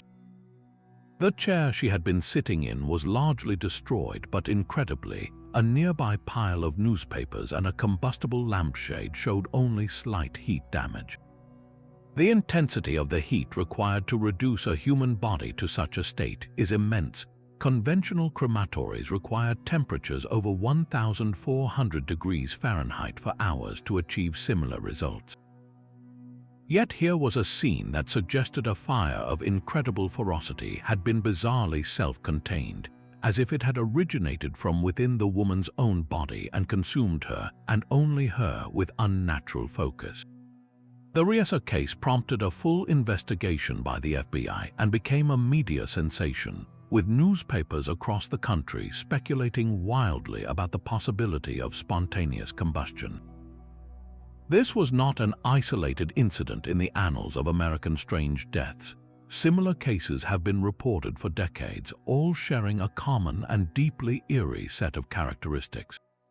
The victims are almost always older individuals, often living alone, and the fires almost universally occur in a single, confined location, typically an armchair or a bed. The body is extensively consumed, often with the extremities, like a hand or a foot, remaining intact. The most baffling signature of these events, however, is the extreme localization of the damage. The fire seems to have a peculiar intelligence, reducing a human being to cinders while leaving a nearby pile of kindling, like newspapers or a thin cotton curtain, completely unscathed. This bizarre discrepancy is the primary fuel for the supernatural interpretation, as it seems to defy everything we know about how fire spreads and consumes fuel. For those who believe in a paranormal explanation, the phenomenon represents a terrifying breakdown of natural law. Some theories have pointed to metaphysical causes, suggesting a build-up of psychic energy or a bizarre karmic event. Others, searching for a scientific-sounding yet unproven mechanism, have proposed the existence of an unknown chemical or electrical process within the human body that could create a fireball effect. These ideas, while imaginative, lack any empirical evidence and fail to explain why such a dramatic biological failing would be so exceptionally rare. The very term spontaneous human combustion implies a cause that is both internal and instantaneous, a concept that mainstream science has roundly rejected for one simple reason: the human body is simply not a good fuel source. Composed mostly of water, it is far more likely to smolder than to explosively ignite on its own. So, if spontaneous combustion isn't the answer, what actually happens in these gruesome and perplexing cases? The most widely accepted scientific explanation, one that neatly accounts for all the strange hallmarks of these incidents, is known as the wick effect. This theory posits that the fire is not spontaneous at all, but has a very ordinary external source: a dropped cigarette, an ember from a fireplace, or a faulty electrical wire. The key to the mystery lies in what happens after this small, initial ignition. The theory goes that the source flame ignites the victim's clothing, which then acts like the wick of a candle. As the body fat begins to melt from the heat, it soaks into the clothing, creating a sustainable, slow-burning fuel source. The clothing wick draws the liquefied fat upward, feeding a fire that can burn at extremely high temperatures for many hours, much like a candle made of tallow or wax. This wick effect elegantly explains the seemingly impossible aspects of these cases. The intense, localized heat is a product of the body's own fat acting as a concentrated fuel source, burning in a controlled, wick-like manner. The fact that the victim's surroundings are often spared is because the fire is not a raging, spreading inferno, but a contained, smoldering event. The body itself acts as the primary fuel, and once that fuel is consumed, the fire simply burns itself out. The reason extremities like hands and feet are sometimes spared is that they contain very little body fat to feed the flames. The victims are often older, less mobile, or possibly under the influence of alcohol or medication, which would impair their ability to react to the initial, small fire or to escape once the wick effect has taken hold. In this light, the phenomenon is not a supernatural mystery, but a tragic and gruesome accident with a clear, if horrifying, scientific mechanism. The Wick effect is not just a theoretical concept, it has been demonstrated and studied under controlled conditions. Forensic scientists and fire investigators have recreated the effect using animal carcasses and human analogues, consistently showing that a body, once ignited in the right conditions, can indeed burn in this self-sustaining way, producing the exact same pattern of extreme bodily destruction with minimal environmental damage that characterizes the most famous spontaneous combustion cases. Modern forensic science has largely closed the book on the myth of spontaneity, reclassifying these tragedies as unexplained fires rather than evidence of a paranormal phenomenon. The term spontaneous human combustion persists not because it is scientifically valid, but because it captures the profound shock and mystery that surrounds these rare and devastating events. It's a legend born from a misunderstanding of fire and forensics, a story we tell to make sense of a death that seems too strange, too violent, and too personally targeted to be mere accident. Now, from the fiery and physical horror of spontaneous combustion, we turn to a different kind of terror, one born entirely from bureaucracy and a simple, catastrophic error. This is the bizarre and true story of the most haunted number in America, a phantom social security number that wreaked havoc on countless lives. The number in question is 078051120. For decades, this specific sequence wasn't just a random string of digits. It was a curse lying in wait in the wallets of millions of unsuspecting citizens. The legend goes that if this number somehow became associated with your name, you will be plunged into a nightmare of tangled records, baffling tax bills, and a Kafkaesque struggle to prove your own financial identity to an unfeeling government machine. And unlike a monster in the woods, this threat was real, and its origin was almost comically mundane. This national headache began not with a sinister plot, but with a well-intentioned marketing campaign. In the late 1930s, right after the Social Security program was established, the E.H. Ferry Company, a wallet manufacturer based in Lockport, New York, had a brilliant idea. To demonstrate the quality of their wallets and to show customers exactly where they should keep their important new Social Security card, they decided to include a sample card right in the product. This card was not meant to be used. It was a placeholder, a piece of advertising flair, and stamped boldly across its face was the number 078051120. The company executives assumed that no one would be foolish enough to try and use a card that was clearly marked specimen. They drastically underestimated the public's literal interpretation and the sheer chaos of a new, nationwide bureaucratic system. The consequences were as immediate as they were disastrous. People all over the country, upon purchasing their new wallet, would find this sample card and, believing it to be their official, pre-assigned number, would simply start using it. They gave it to employers, they filed it on their tax returns, they used it to open bank accounts.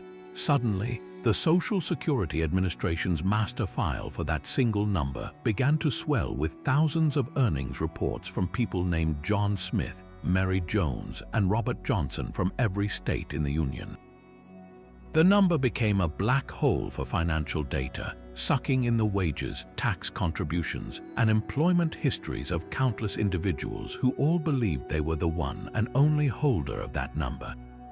The system, designed for unique identification, was completely overwhelmed, creating a sprawling, impenetrable knot of mistaken identity that would take decades to fully untangle.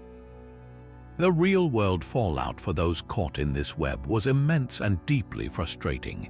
Imagine being a single mother in the 1950s, applying for government benefits for your children, only to be denied because your Social Security number showed earnings from a steel mill in Pittsburgh and a fishing boat in Alaska, making it appear you had a massive, impossible income. Picture a young man being drafted into the army, only to have his pay withheld because the government's records showed he was simultaneously collecting a pension. The most common horror story involved the Internal Revenue Service. Innocent taxpayers would receive baffling notices demanding payment on tens of thousands of dollars in unreported income that was, in reality, the collective earnings of dozens of other people, all mistakenly using the same phantom number. Proving that you were not the person who earned that money from a job in another state was a monumental task, requiring endless letters, phone calls, and affidavits in an era before digital records. The psychological toll was just as heavy. It was a feeling of being erased and replaced by a ghost in the government's machine, a profound powerlessness against a vast, impersonal system that insisted your identity was not your own. The Social Security Administration was fully aware of the problem almost from the start, but solving it was a bureaucratic nightmare of epic proportions. Their first and most direct action was to pressure the Ferry Company to cease production of the sample cards immediately, but the damage was already done. Millions of wallets with the defective sample were already in circulation, and they continued to be sold in stores for years.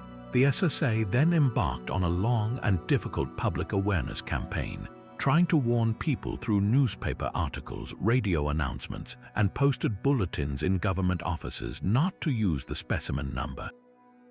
They officially declared the number 078051120 void and worked to manually purge fraudulent earnings from its record. This was a painstaking, pre-computer age process that required clerks to sift through mountains of paper files, attempting to separate the legitimate claims from the mistaken ones, a task that was never fully complete. The legend of this phantom number is a uniquely modern American horror story. It's not about a monster with fangs or claws, but about the terrifying vulnerability of our identity in an increasingly documented and systematized world. The story taps into a deep-seated anxiety that a single, small mistake using the wrong piece of paper from your wallet can spiral into a life-altering catastrophe, pitting the individual against the immovable force of federal bureaucracy. It's a cautionary tale about the power of numbers and the fragility of our place within the official record. The phantom Social Security number demonstrates that sometimes the most frightening legends aren't supernatural. They are systemic, born from a simple error in a wallet factory that echoed through the lives of thousands, a permanent reminder that our identity is a number, and if that number is wrong, we can, in the eyes of the system, simply cease to exist. But of all the tales we've explored, few have managed to so perfectly crystallize the fear of traveling into the unknown as the legend of the kidney heist, a story that spread like a digital virus in the 1990s and remains a benchmark for modern horror. The narrative is brutally efficient, playing out like a scene from a nightmare. A businessman, often in a city like New Orleans or Las Vegas for a convention, visits a bar after a long day. He strikes up a conversation with an attractive stranger, accepts a drink, and the next thing he knows, his world dissolves into blackness. He awakens hours later in the stark, sterile environment of a cheap hotel room, but more specifically, he finds himself submerged in a bathtub filled with ice, his body aching with a deep internal pain. Groggy and disoriented, he sees a note taped to the tile wall that reads, in chillingly matter-of-fact terms, "Do not move, call 911, your kidney has been taken." Reaching behind him, he feels a fresh, stitched incision in his lower back, and the true, horrifying realization dawns. He has been the victim of a ruthless, sophisticated organ theft ring, his body used as a disposable resource and discarded like trash. This story became a global phenomenon in the pre-social media era, primarily spreading through forwarded emails and chain letters, a digital campfire tale for the burgeoning internet age. It was a perfect storm of technological novelty and timeless anxiety. The very mechanism of its spread, the forwarded email, was new and somewhat mysterious to many people, lending an air of credibility. Why would someone you know send you this if it weren't true? The details were always just specific enough to feel plausible, mentioning real cities known for their nightlife and conventions, and the clinical nature of the note added a layer of cold, terrifying professionalism.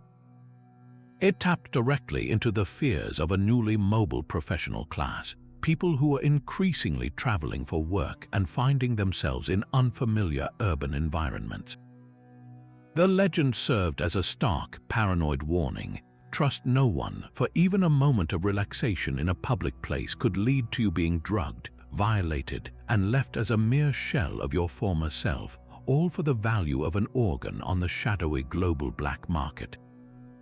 Despite its powerful narrative grip, the kidney heist legend collapses under the slightest scrutiny of medical and logistical reality. The first and most significant hurdle is the sheer complexity of a nephrectomy, the surgical removal of a kidney. This is not a simple, crude procedure that can be performed in a makeshift operating room. It requires a highly skilled surgical team, including an anesthesiologist to keep the patient unconscious and stable throughout the operation, which itself can take several hours.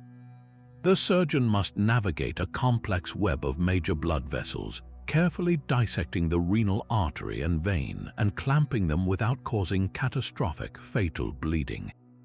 The idea that this could be done swiftly in a hotel bathroom with tools portable enough to be smuggled in and out and leave the victim alive is a medical impossibility. The required sterility alone is unachievable in such an environment. Any such attempt would almost certainly lead to a massive, life-threatening infection for the victim within days, making the entire venture pointless for thieves who supposedly want to harvest a viable, healthy organ.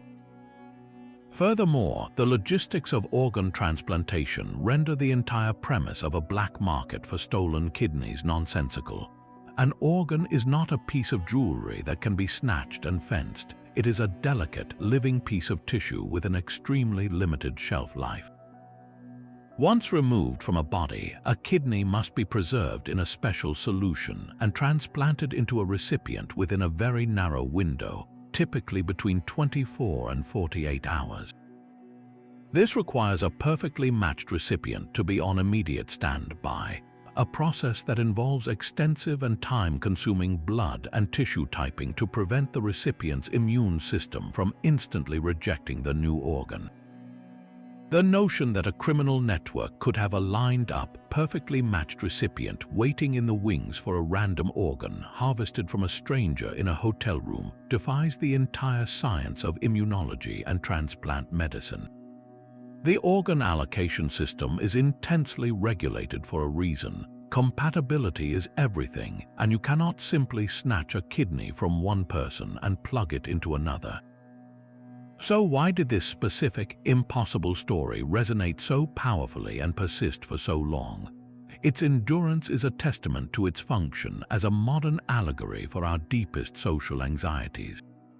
On one level, it is a classic stranger danger tale updated for the corporate world, a warning about the perils of anonymous urban spaces and the fragility of the body in a world of fleeting interactions.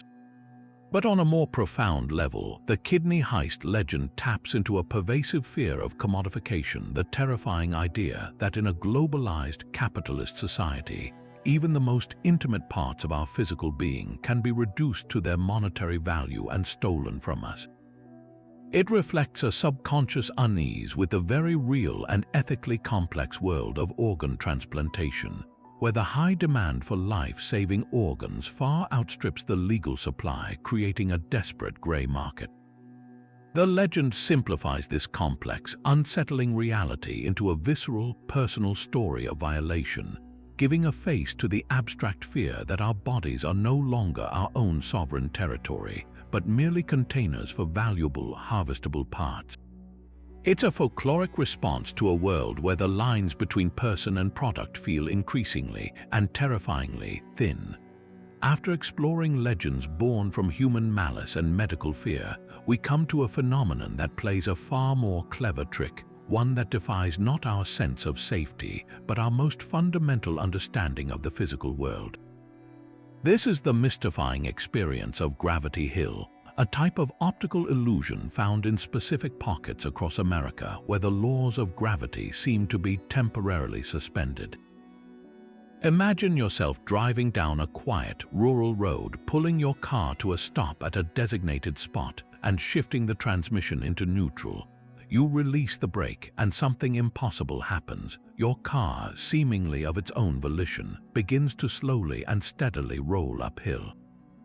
The sensation is deeply uncanny, a direct violation of everything you know about physics, creating a moment of pure, spooky magic that feels like you've stumbled into a rift in reality itself. Of course, the car isn't actually defying gravity. It is your own perception that is being masterfully deceived by the landscape. One of the most famous American examples can be found in the wooded hills of Los Gatos, California. Here, visitors are instructed to drive to a specific point on a road, position their car facing away from the apparent incline, and follow the ritual of putting the vehicle in neutral. The result is a consistent, eerie sensation of being pulled backward up a slope. The legend that has grown around this spot, as with many gravity hills, is a classic tragic tale. The most common story claims that a school bus full of children once stalled on the railroad tracks that crossed the road at the bottom of the hill. As the story goes, a train came barreling down the tracks, and the ghostly children who tragically perished now use their collective spirit to push other vehicles safely up and away from the deadly tracks, protecting modern drivers from sharing their fate.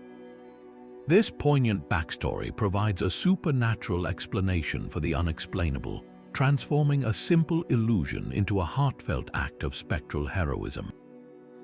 These gravity hills, often also called magnetic hills or spook hills, are not rare anomalies. They exist in dozens of states, from the Confusion Hill in Pennsylvania to the famous Spook Hill in Lake Wales, Florida, each with its own localized ghost story to explain the phenomenon. In reality, the explanation is not spectral but profoundly visual. The effect is created by a complete and total loss of a reliable horizon line. When you are surrounded by trees, hills, or other geographical features that are not aligned with the true gravitational level, your brain is robbed of its usual visual cues for determining slope and incline. The surrounding landscape creates a false horizon, tricking your visual system into misinterpreting which way is truly down. What appears to your eyes to be an uphill slope is in fact a very slight downhill grade. Your car is simply obeying gravity and rolling the way it always does downhill. The illusion is so perfect that even when you know the science, the visceral experience of watching your car move against the apparent slope can be utterly convincing. The science behind this is rooted in the complex way our brain constructs a three-dimensional model of the world from two-dimensional retinal images. We rely heavily on context and comparison to understand our orientation. In a typical, open environment, the distant horizon, the perpendicular lines of buildings, and the uniform growth of trees all provide a consistent frame of reference. But on a winding road cut through a hilly forest, every one of those references can be skewed. If the trees are growing at an angle due to the actual lay of the land, or if the road itself is banked in a certain way, your brain is presented with conflicting data. It prioritizes the most prominent visual features, and if those features are all tilted, it will interpret the entire scene as being tilted in the opposite direction. This creates the powerful illusion that a downward slope is actually an upward one, making the car's natural roll seem like a supernatural event. What makes Gravity Hill such an enduring and beloved piece of American weirdness is its interactive, democratic nature. Unlike a cryptid sighting that depends on chance or a haunting that requires a sensitive temperament, the Gravity Hill illusion works for everyone every time. It is a guaranteed thrill, a piece of real-world magic that requires no belief, only participation. This accessibility has made these locations popular family destinations and quirky roadside attractions for generations.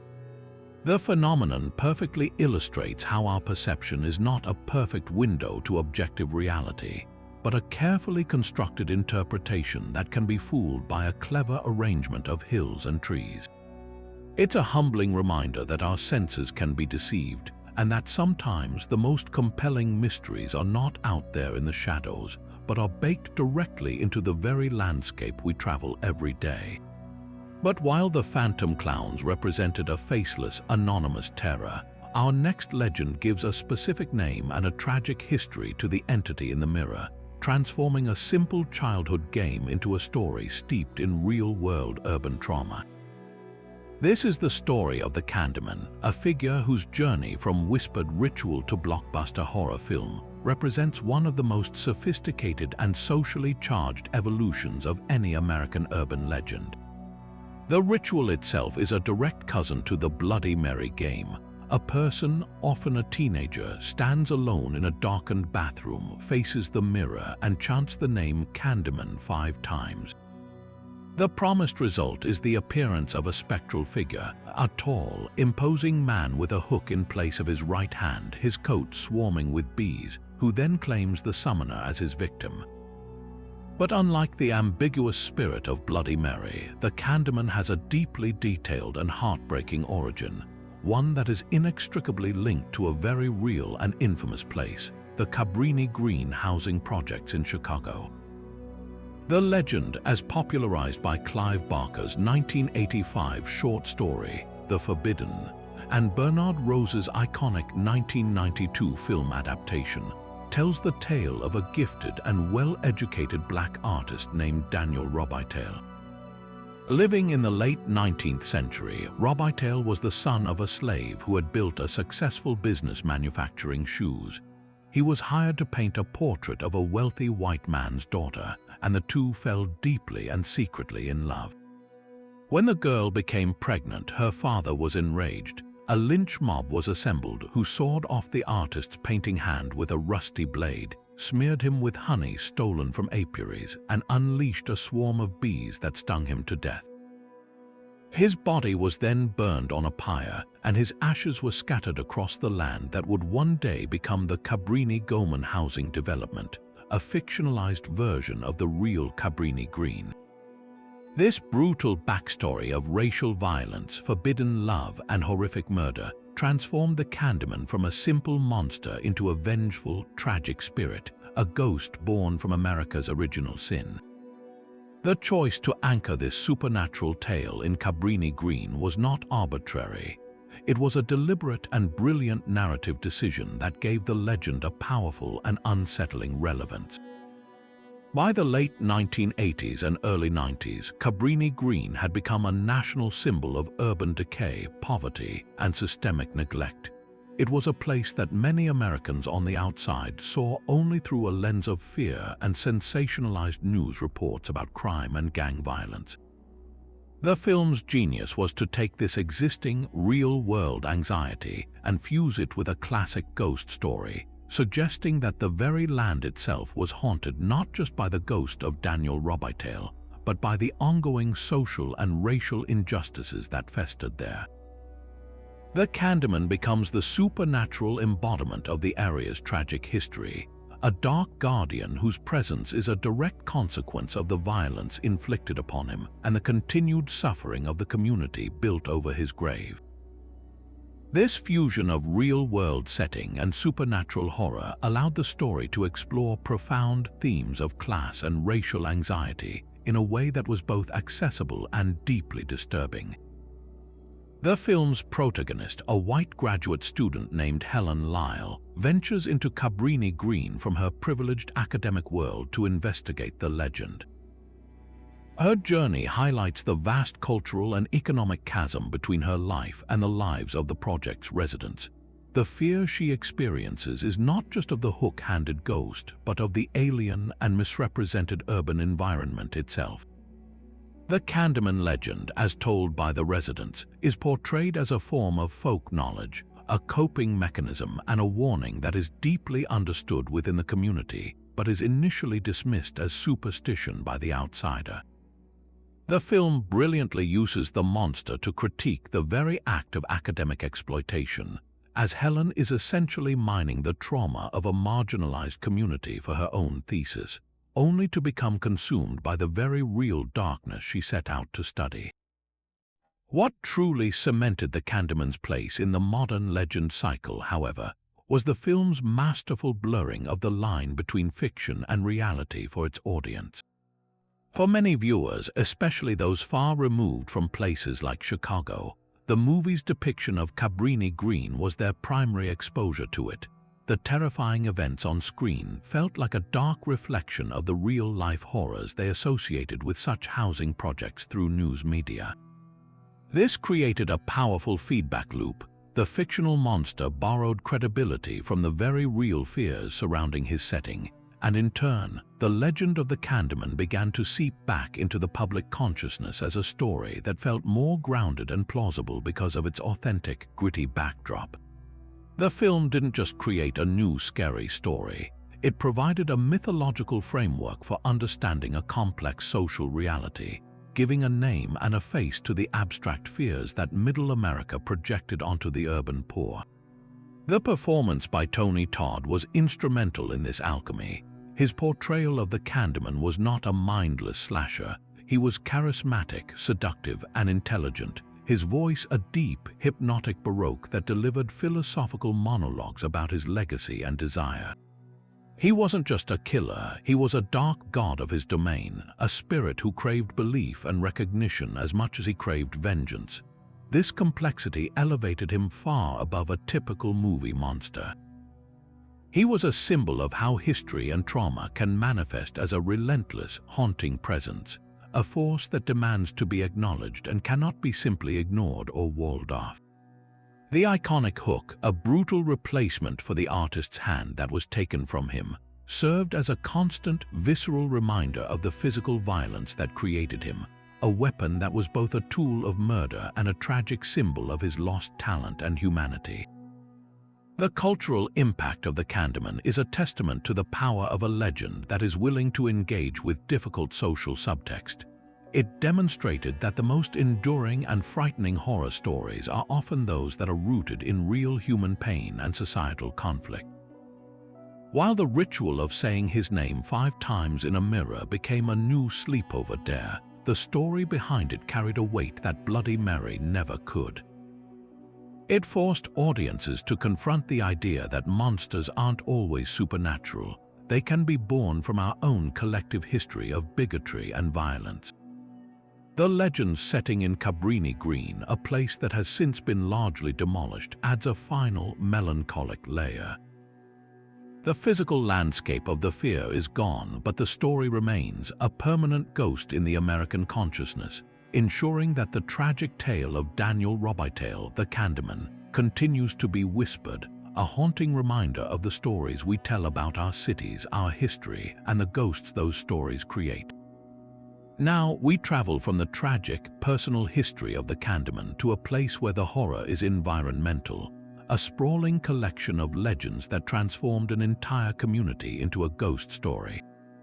This is the saga of Helltown, Ohio, a nickname that fell upon the Boston Township in Summit County like a dark shroud, creating one of the most concentrated and complex nests of modern American folklore.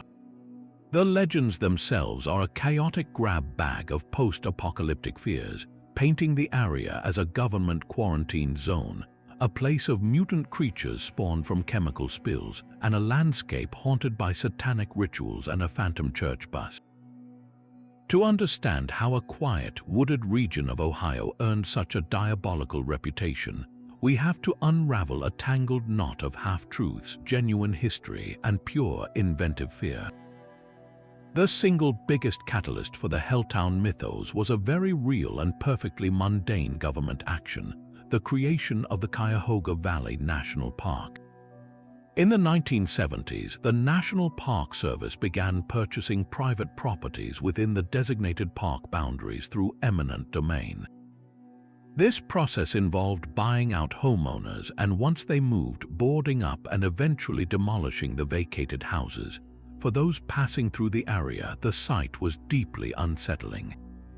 Here were perfectly good homes standing empty with their windows and doors sealed by plywood, slowly being reclaimed by the advancing forest. This visible abandonment, this sudden silence where there was once community, was a fertile breeding ground for the imagination. The logical explanation, a government land buy for a public park, was quickly overshadowed by a more thrilling narrative that the government had discovered something so dangerous, so unspeakable, that they had to forcibly evacuate the entire town and seal it off from the public. This initial seed of suspicion blossomed into the foundational Helltown legend, the story of a catastrophic chemical spill. The tale goes that a tanker truck carrying a mysterious, toxic chemical crashed in the area, poisoning the land and water. To contain the disaster, the government was forced to buy out the town and swear the residents to secrecy. This story cleverly wove together the visible evidence of abandonment with the era's growing environmental anxieties, tapping into fears inspired by real-life disasters like the Love Canal crisis in New York. The chemical spill narrative provided a perfect sci-fi explanation for the empty houses and also served as the origin story for another pillar of the Helltown myth, the existence of mutant creatures.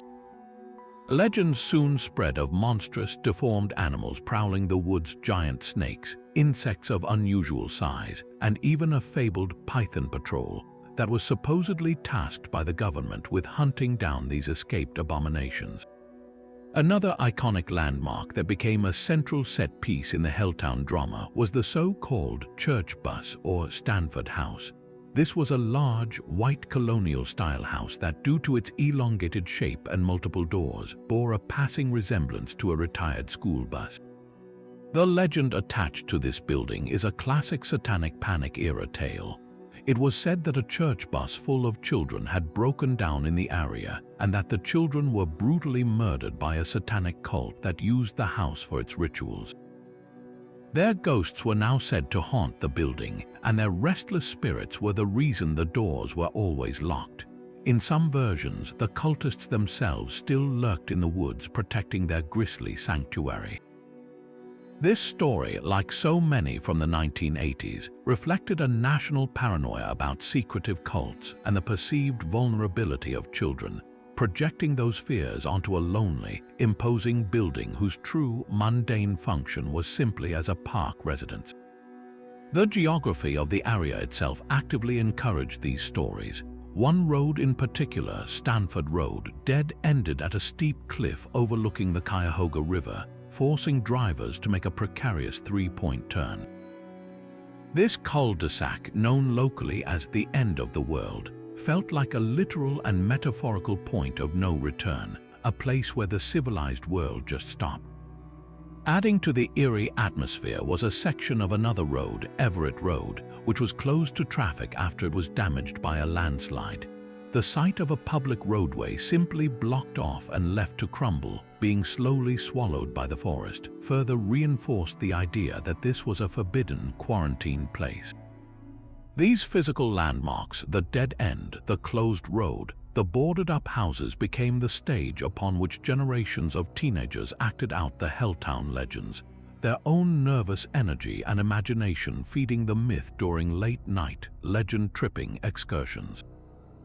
To truly appreciate the power of the Helltown folklore, however, we must separate these chilling tales from the far less dramatic but equally fascinating truth. The factual history of Boston Township is one of a typical small American community that gradually dwindled due to economic shifts and a planned public land acquisition, not a sudden, panicked evacuation. The houses were boarded up by the National Park Service not to hide a secret, but to secure the properties from vandals and squatters until they could be demolished to restore the natural landscape. The infamous church bus was in reality the Stanford House, a historic homestead that was used for a time as a youth hostel and is now a perfectly normal and not at all haunted park facility. The chemical spill has no basis in any official record, and the mutant animals are nothing more than the standard local wildlife, their size and menace amplified by the dark and the power of suggestion. So why did Helltown happen? Why did this specific location become such a magnet for such a dense and enduring cluster of legends? The answer lies in a perfect storm of factors. The visual evidence of abandonment created a mystery that demanded an explanation, and the human mind, especially a young and imaginative one, will always favor a dramatic, thrilling story over a boring, bureaucratic one. The area's inherent spookiness, its dense woods, winding roads, and silent, empty structures provided the perfect atmospheric setting. Furthermore, the legends served a social function. They created a local identity of danger and mystery, a place where teenagers could test their courage and bond over shared, manufactured fears.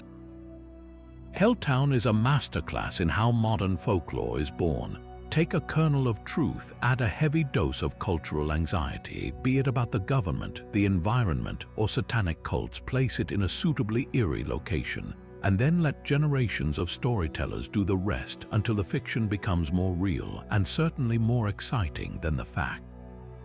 Now we shift from the tangible horrors of haunted towns and phantom clowns to a legend that played out on the world's biggest stage. A conspiracy theory so elaborate and widely believed that it forever changed the relationship between fans, celebrities, and the media.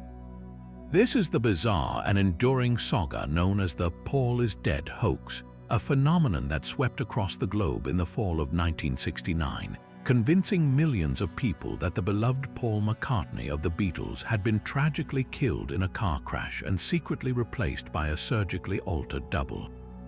This wasn't just a rumor, it was a full-blown cultural scavenger hunt, with fans convinced that the remaining Beatles, grieving and burdened with guilt, had embedded a series of cryptic clues within their music and album art to let the world know the terrible truth. The spark that ignited this international firestorm of speculation was a phone call to a Detroit radio disc jockey named Russ Gibb on October 12, 1969.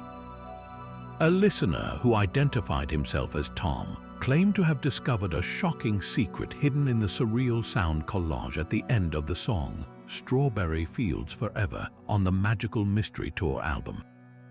If you played the section where John Lennon mutters what sounds like "I buried Paul" backwards, Tom insisted you could hear John clearly saying, "I'm very bored."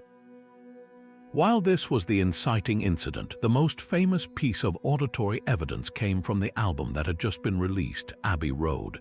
At the very end of the track, "I'm so tired," if played backwards, a seemingly mumbled phrase was interpreted by many as John Lennon clearly stating, "Paul is dead, man, miss him, miss him." This technique of backmasking, of hiding secret messages by recording audio in reverse, became a central pillar of the conspiracy, making every Beatles song a potential trove of hidden confessions. But the clues weren't just auditory, they were intensely visual, turning the band's iconic album covers into complex crime scenes to be analyzed. The cover of Abbey Road became the ultimate Rosetta Stone for the theory. The four Beatles walking across the zebra crossing were interpreted as a funeral procession. John Lennon, dressed all in white, was the preacher or heavenly figure. Ringo Starr, in a somber black suit, was the undertaker. George Harrison, in denim jeans and a work shirt, was the gravedigger. And Paul McCartney, he was out of step with the others, barefoot and holding a cigarette in his right hand, even though Paul was famously left-handed. In many cultures, being buried barefoot is a sign of disrespect or an omen of death, and the cigarette was seen as a coffin nail. The theory didn't stop there. Parked on the street to the left in the photograph is a small white Volkswagen Beetle whose license plate read LMW28IF. Decoders insisted this meant Linda McCartney weeps and that Paul would have been 28 if he had lived. Fans delved deeper, turning earlier albums into a timeline of the alleged tragedy. The cover of SGT, Pepper's Lonely Hearts Club Band, was scrutinized like a police lineup. In the floral arrangement on the ground, a shape was said to form a left-handed bass guitar, a symbol of Paul, fashioned out of yellow hyacinths, which in the Victorian language of flowers can mean jealousy. Even more ominously, hovering over the scene is a doll wearing a sweater with the words "Welcome the Rolling Stones" and what appears to be a bloodied jumper on the ground. But the most analyzed image was the inner gatefold sleeve. There, Paul is pictured wearing a patch on his arm with the letters OPD, which theorists claimed stood for officially pronounced dead. The cover of Yesterday and Today, famously known as the Butcher cover, was reinterpreted not as a commentary on the music industry, but as a gruesome metaphor for the bloody aftermath of Paul's supposed car crash, with the band posed with raw meat and dismembered doll parts.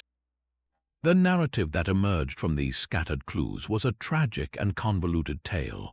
According to the most popular version, Paul McCartney, after a heated argument during the recording of SGT, Pepper's Lonely Hearts Club Band in 1966, stormed out of the studio in the early hours of the morning. Distraught and tired, he crashed his car, dying instantly. Fearing the news would destroy the band and devastate their global fan base, the Beatles' manager, Brian Epstein, in a desperate move, hatched a plan to cover it up. He supposedly held a secret contest to find a McCartney look-alike, a man named William Campbell, or sometimes Billy Shears, who won because of his uncanny resemblance and his own musical talent. This double then underwent plastic surgery and intensive voice coaching to perfectly mimic Paul, allowing him to step into the role and for the band to continue as if nothing had happened. The media frenzy that followed the initial radio broadcast was unprecedented. Newspapers and magazines around the world picked up the story, not to debunk it but to fuel it. Life magazine sent a reporter to track down Paul McCartney at his remote farm in Scotland. The resulting article, published in November 1969, featured a photograph of a very much alive Paul with his family and bore the headline, "Paul is still with us." Yet for believers, even this direct evidence was suspect. They pointed to subtle differences in his appearance, the intensity of the situation, and claimed the interview was carefully stage-managed by the band's handlers. The hoax thrived in this atmosphere of paranoid interpretation, where any denial could be seen as part of the cover-up and any piece of evidence, no matter how small or coincidental, could be twisted to fit the narrative. The Paul is dead phenomenon was far more than a simple prank. It was a watershed moment in popular culture. It was one of the first major conspiracy theories of the modern media age, demonstrating the power of collective detective work and the public's desire to find deeper, hidden meanings in the art they consumed. It emerged at a time of immense social upheaval, the end of the idealistic 1960s, marked by real assassinations and a growing distrust of authority. The death of a beloved, innocent Beatle fit perfectly into this atmosphere of disillusionment. Furthermore, the complexity of the Beatles' later work, filled with psychedelic imagery, studio experimentation, and lyrical ambiguity, invited this kind of deep analysis. They had stopped touring and became reclusive studio wizards, which only made them more mysterious and ripe for speculation. Ultimately, the legend's endurance is a testament to the powerful bond between the Beatles and their audience. Fans felt they knew Paul, John, George, and Ringo intimately, and the idea of such a monumental deception was both horrifying and thrilling. It turned passive listening into an active, participatory game. The Paul is dead hoax blurred the lines between art and reality, between artist and audience, in a way that had never happened before on such a scale. It set the stage for every future celebrity conspiracy, from Elvis sightings to cloned pop stars, proving that once a story captures the public's imagination, even the most outlandish fiction can become, for a moment, a truth more compelling than reality itself.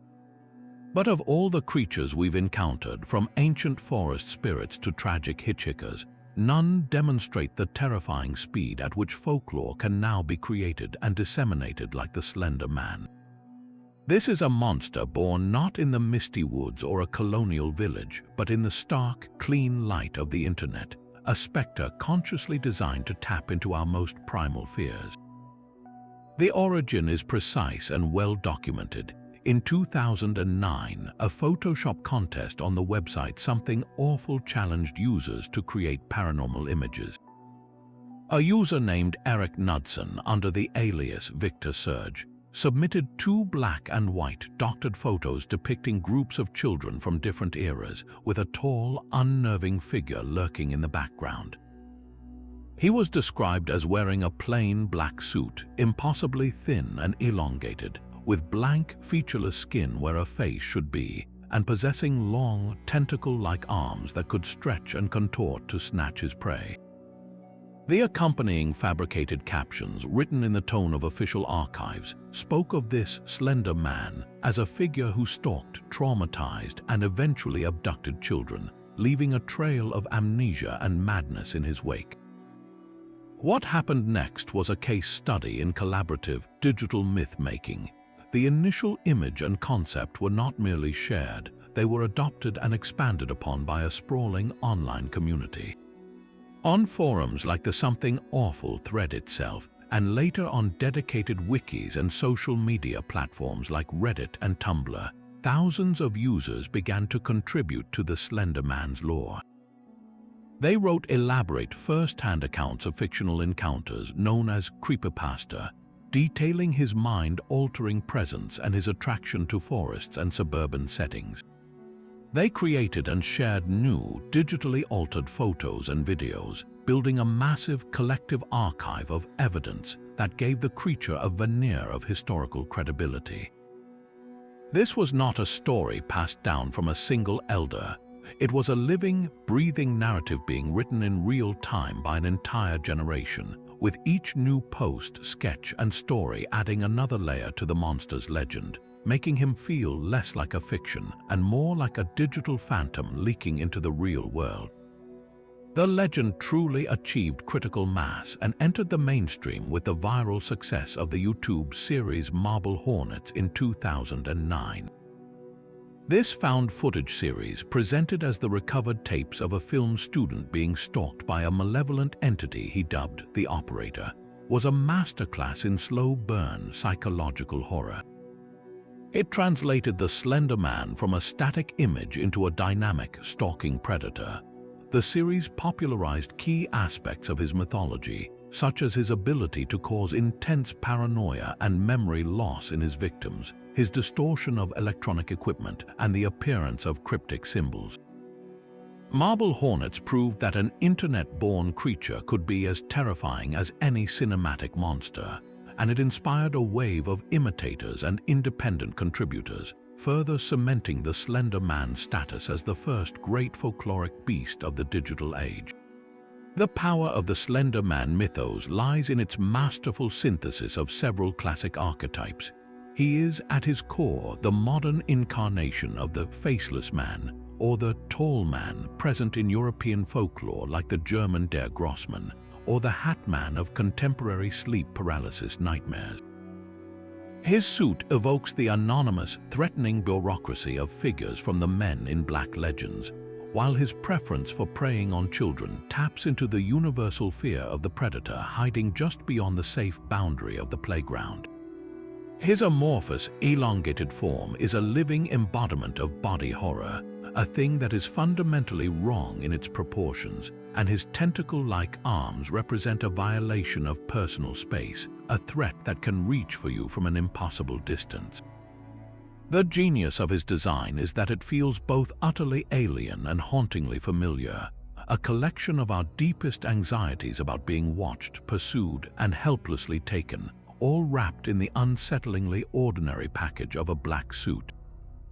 This collective, immersive storytelling created an environment where the line between fiction and reality could, for some, become dangerously blurred. The mythology was not just something you read about, it was something you could actively participate in, discuss in dedicated forums, and even hunt for in your own local woods. This constant communal reinforcement created a powerful feedback loop where the story felt more real because so many people were treating it as real. It was within this charged atmosphere that a profound tragedy unfolded. In 2014, in Waukesha, Wisconsin, two 12-year-old girls lured a friend into the woods and stabbed her 19 times in a brutal attempt to become proxies of the Slender Man. They stated their belief that he was real and that they had to kill someone to prove their loyalty to him and to protect their families from his wrath.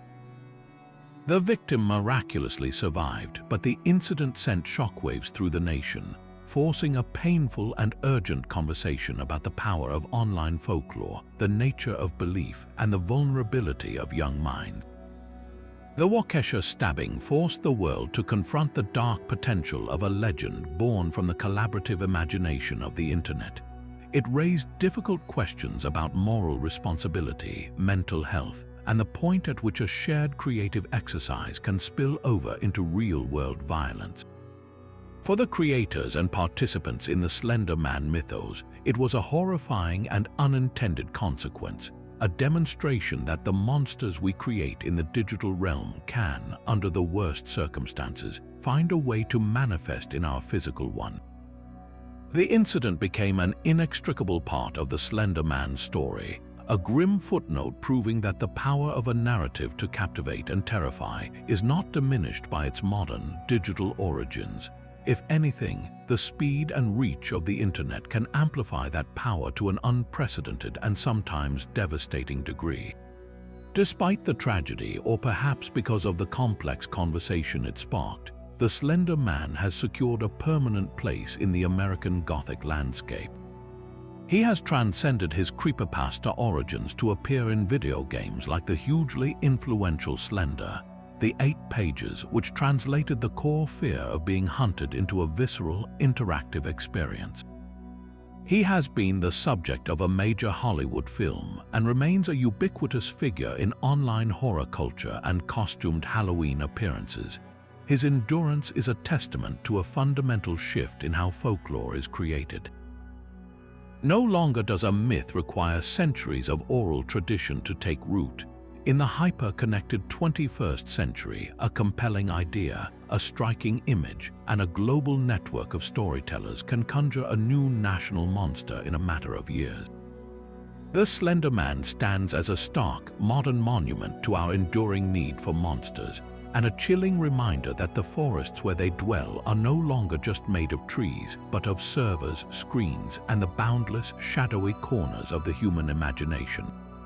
After the digital phantoms and collaborative horrors of the Slender Man, we arrive at a legend that strikes much closer to home for anyone who has ever felt a flicker of unease in a place that is supposed to be a temporary sanctuary, the anonymous, transient space of a hotel. This is the unsettling story of the vanishing hotel room, a tale that trades in monsters and menaces for a far more subtle and psychologically unnerving kind of terror. The narrative typically unfolds with a weary traveler, a businessman on a road trip, a solo tourist arriving late at night at a seemingly ordinary hotel. They check in at the front desk, receive a key to their room, and settle in for the night. Everything appears normal, from the decor to the functioning bathroom. But the next morning, upon checking out, the traveler is met with utter confusion from the hotel staff. There is no record of their registration, no record of anyone staying in that room number, and when they insist on being shown the room they just left, they find it is not a room at all, but a broom closet, a solid wall, or sometimes a space that simply doesn't align with the building's architecture, leaving them to question their own sanity and the very reality of the experience they lived through. One of the most famous and persistent versions of this legend is set in Los Angeles at the infamous Hollywood Roosevelt Hotel. The story goes that a woman checked into a beautiful, old-fashioned room, admiring its vintage furniture and the classic Hollywood glamour it exuded. She slept soundly and upon waking went down to the front desk to settle her bill. The clerk, however, could find no record of her stay. When she described the room in detail, the staff grew pale and brought out an old ledger. They showed her a photograph of the room she had just slept in, explaining that it had been sealed off and untouched for decades following a tragic suicide that occurred there in the 1920s. The room she so vividly remembered had, in fact, not been occupied by a living soul for over half a century. This particular iteration masterfully blends the legend with classic ghost story elements, suggesting that the traveler didn't just stumble into a clerical error, but somehow crossed a temporal boundary, spending the night in a pocket of the past that was no longer physically accessible. Another powerful variation removes the supernatural and replaces it with a more clinical, gaslighting horror. In this version, a businessman checks into a modern chain hotel. During the night, he might hear strange noises or have a vaguely unsettling feeling, but nothing overtly monstrous occurs. The true terror arrives in the morning when he attempts to check out. The staff, after a thorough search of their computer system, politely but firmly insists that he never checked in. They have no key assigned to him, no credit card imprint, and the room number he provides is, according to the hotel's floor plan, non-existent or currently under renovation and locked. His insistence is met with placating smiles and suggestions that he must be confused or exhausted from his travels. In this telling, the horror isn't a ghost, but the erasure of a mundane, lived experience by a system of bland corporate authority, making the protagonist doubt the evidence of his own senses in the face of impeccable digital records. What gives The Vanishing Hotel Room its profound and lasting power are the deep-seated psychological themes it explores. At its core, this is a legend about existential dread and the terrifying fragility of our own memories. We place an immense amount of trust in the consistency of our environment and the reliability of our own perceptions. This story systematically dismantles that trust. It asks the horrifying question: if a solid, tangible experience, the feel of a bed, the view from a window, the act of turning a key in a lock, can be so completely invalidated the very next day, then what else in our lives might be an illusion? The legend taps into that universal anxiety of waking from an incredibly vivid dream, and for a few disorienting seconds being unable to distinguish the dream reality from the waking one, except in this case, the dream was an entire night spent in a fully realized physical space. This narrative also plays on the inherent vulnerability of the traveler. A hotel is a liminal space, a place between places where our normal social anchors are missing. We are anonymous, far from home, and dependent on the competence and honesty of strangers. The Vanishing Hotel Room weaponizes this dependency. The protagonist is not only alone, but is then actively invalidated by the very institution that is supposed to provide shelter and service. The staff, often portrayed as unnervingly calm and unified in their denial, become a faceless, bureaucratic wall against which the traveler's solitary testimony is useless. This creates a profound sense of powerlessness and isolation, transforming a simple overnight stay into a chilling allegory for the individual's struggle against an indifferent or even malevolent system. The legend's endurance is also fueled by its perfect compatibility with the modern age of digital records and automated systems.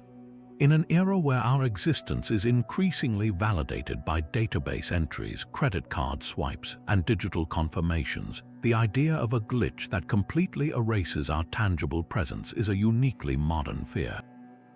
The story preys on our subconscious understanding of how fragile our digital footprint can be. If a computer has no record of you, did you ever really exist in that space?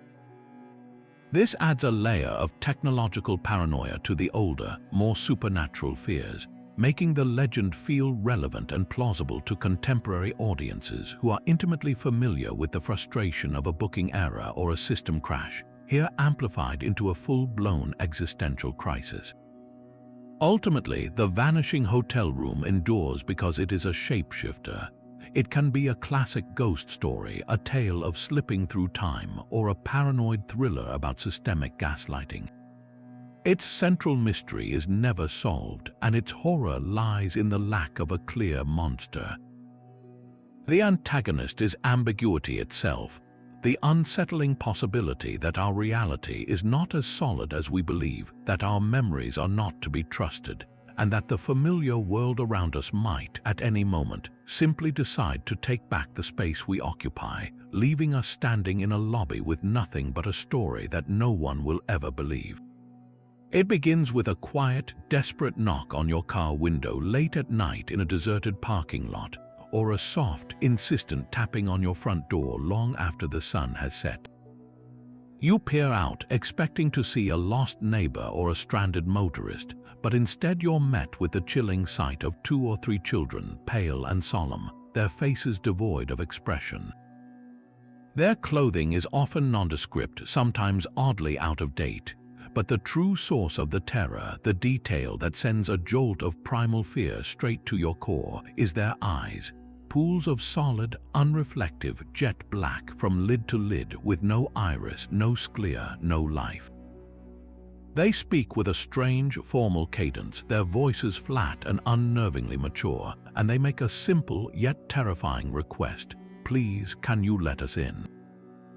We need to use your phone, or we need a ride home.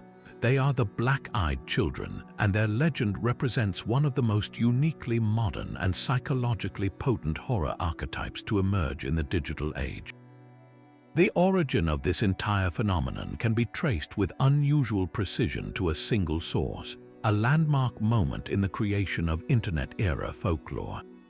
In the summer of 1998, a Texas journalist named Brian Bethel posted a lengthy, detailed account on an early paranormal email list about an experience he claimed to have had just 2 years prior.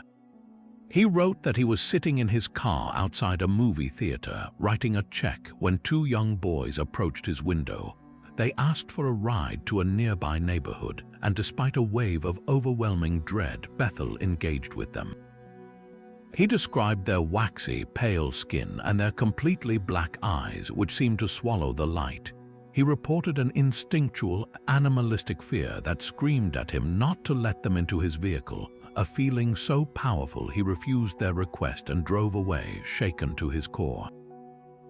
Bethel's story was not presented as fiction. It was framed as a genuine, terrifying encounter, and it provided the foundational template: the pale skin, the black eyes, the formal speech, and the overwhelming sense of dread. That would become the absolute standard for every report that followed. What happened next demonstrated the nascent power of the internet as a folklore incubator. Bethel's story was copied, pasted, and shared across countless forums and early websites dedicated to the paranormal. It resonated deeply because it was a first-person narrative, rich with sensory detail and emotional authenticity. It didn't feel like a campfire story, it felt like a testimony. This single account acted as a cultural seed crystal. Almost immediately, others began to come forward with their own, strikingly similar stories. Some claimed to have had encounters decades before Bethel's post, suggesting a latent, pre-existing fear that his story had finally given a name and a face.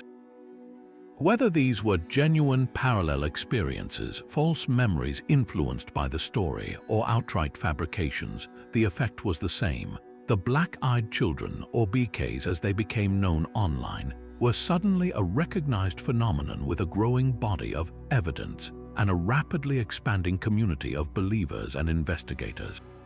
The power of a black-eyed children encounter lies not in a physical attack, but in a profound psychological violation. Witnesses consistently report a specific and escalating sequence of sensations. The first is an uncanny, almost subliminal feeling that something is wrong, a gut-level alarm that rings before the mind can even process what it's seeing. This quickly blooms into a suffocating primal terror, a fear so intense it is often described as paralyzing. The children themselves exert a strange psychological pressure. If their initial request is refused, they do not typically become angry or violent in a conventional sense. Instead, they become more insistent, their pleading taking on a demanding, almost hypnotic quality. They may repeat their request over and over, their voices becoming a monotonous drone that seems to press directly on the mind. The core directive they impart to witnesses is an overwhelming, instinctual command: do not let them in. The horror is in the compulsion, the battle between a basic human instinct to help a child in distress and a deeper, more ancient instinct for self-preservation that screams these are not children at all. This leads to the central and most hotly debated question surrounding the phenomenon: what are they? The folklore community has produced a fascinating spectrum of theories, ranging from the paranormal to the psychological. One of the most popular interpretations casts them as vampiric entities, but not in the traditional sense. Instead of craving blood, they are seen as psychic vampires, feeding on the fear and emotional energy of their victims. Their need to be invited in mirrors classic vampire lore, a supernatural rule that they cannot cross a threshold without permission. This would explain their persuasive, hypnotic pressure, as they are not trying to conquer a physical barrier but a psychological one. Other theories venture into extraterrestrial or interdimensional territory, suggesting the children are a form of grey alien or an entity from another plane of existence that uses a harmless-looking disguise to get close to humans for inscrutable purposes. Some even propose they are the ghosts of dead children, but their behavior, the demanding nature, the psychic pressure, the uniform black eyes, aligns poorly with most traditional ghost lore, painting them as something far more organized and purposeful. Skeptics, of course, offer a more grounded analysis, though it is no less fascinating. A primary psychological explanation points to a combination of pareidolia and the human brain's hypersensitive agency detection. In low-light conditions, it is very easy to misperceive the facial features of a real child. Deeply shadowed eye sockets could easily be misinterpreted as solid black eyes, especially when the witness is already in a slightly anxious state, perhaps alone at night. Once this initial misperception occurs, the brain's amygdala, the center for processing fear, kicks into overdrive. The feeling of dread becomes a self-fulfilling prophecy, coloring the entire interaction and confirming the initial erroneous perception. The children's formal speech could simply be a result of them being nervous or rehearsed, and their insistence could be born from genuine desperation. In this view, the legend provides a ready-made narrative framework that the terrified brain uses to make sense of a strange, but ultimately mundane, unsettling encounter. Regardless of their true nature, the archetype of the black-eyed children is a masterful mirror of modern societal anxieties. They are the ultimate perversion of innocence, turning a symbol of vulnerability and trust, a child, into a vessel for pure menace. This taps into deep-seated fears about the safety of our own children and the terrifying idea that evil can wear a completely convincing, benevolent mask. Their method of approach at your car window or your front door targets two of our most cherished modern sanctuaries, the mobile privacy of our vehicle and the inviolable security of our home. The legend weaponizes our own compassion, posing a moral test where the right answer is to reject a plea for help, forcing us to betray our social programming in order to survive. It is a story for an era of heightened stranger danger and pervasive unease, a folkloric embodiment of the warning to never, ever trust a stranger, no matter how harmless they may appear. The black-eyed children don't need fangs or claws. Their greatest weapon is the simple, devastating question, "Can you let us in?" and the terrifying war it ignites between our humanity and our instinct to survive. After the psychologically invasive dread of the black-eyed children, we encounter a cryptid that offers a completely different kind of mystery, one that swaps terror for sheer, baffling absurdity. Emerging from the suburban lawns of California, the Fresno nightcrawlers are arguably one of the most visually peculiar and strangely endearing entities in the modern paranormal canon. These creatures are not depicted as monstrous or menacing. Instead, they appear as nothing more than a pair of long, pale, seemingly legless legs, clad in what looks like a draped white cloth or possessing simple, smooth skin, walking with a slow, deliberate, and almost ceremonial gait. They have no visible upper body, no arms, and no head, just two slender, bipedal stalks moving with an unnatural, puppet-like elegance, as if a pair of trousers were out for a midnight stroll, completely independent of any wearer. The legend of the Nightcrawlers is uniquely modern, born not from oral tradition but from the digital evidence of home security systems. The two most famous pieces of footage, which launched the phenomenon into the internet stratosphere, both originated from Fresno, California. The first was recorded in 2007, and a second, even clearer video surfaced in 2010 from a home in nearby Yosemite lakes. The footage is grainy, shot in the black and white infrared of a nighttime camera, which only adds to the eerie, otherworldly quality. In the videos, one or two of these bizarre figures can be seen walking methodically across a residential lawn. Their movement is hypnotic. They take high, careful steps, their feet appearing to taper to a point, and their pace is unnervingly steady and calm. There is no rush, no apparent purpose, just a silent, ambulatory journey from one side of the frame to the other. The complete lack of any upper torso makes their locomotion a physical impossibility, creating an image that is simultaneously ridiculous and deeply unsettling, challenging our most basic understanding of vertebrate anatomy. Once these videos hit the internet, they spread with viral ferocity, captivating a global audience. The fascination was immediate and multifaceted. Part of the appeal was the sheer, unadulterated weirdness of the phenomenon. In a landscape populated by variations of Bigfoot and gray aliens, the night crawlers were something truly novel, a form that no one had ever imagined. They were also non-threatening, which made them uniquely accessible. Unlike the predatory Slender Man or the psychologically violating black-eyed children, the night crawlers seemed entirely preoccupied with their own inscrutable business, paying no mind to the houses or cameras around them. This harmless nature allowed the legend to be embraced with a sense of wonder and humor, transforming them into instant internet memes and inspiring a wave of fan art, plush toys, and affectionate parody.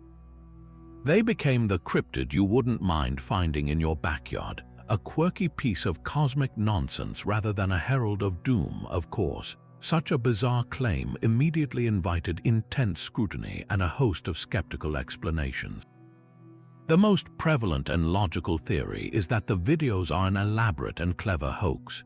The simplicity of the form, essentially two walking legs, makes it a relatively straightforward effect to achieve with simple animation, puppetry, or even a custom-made costume.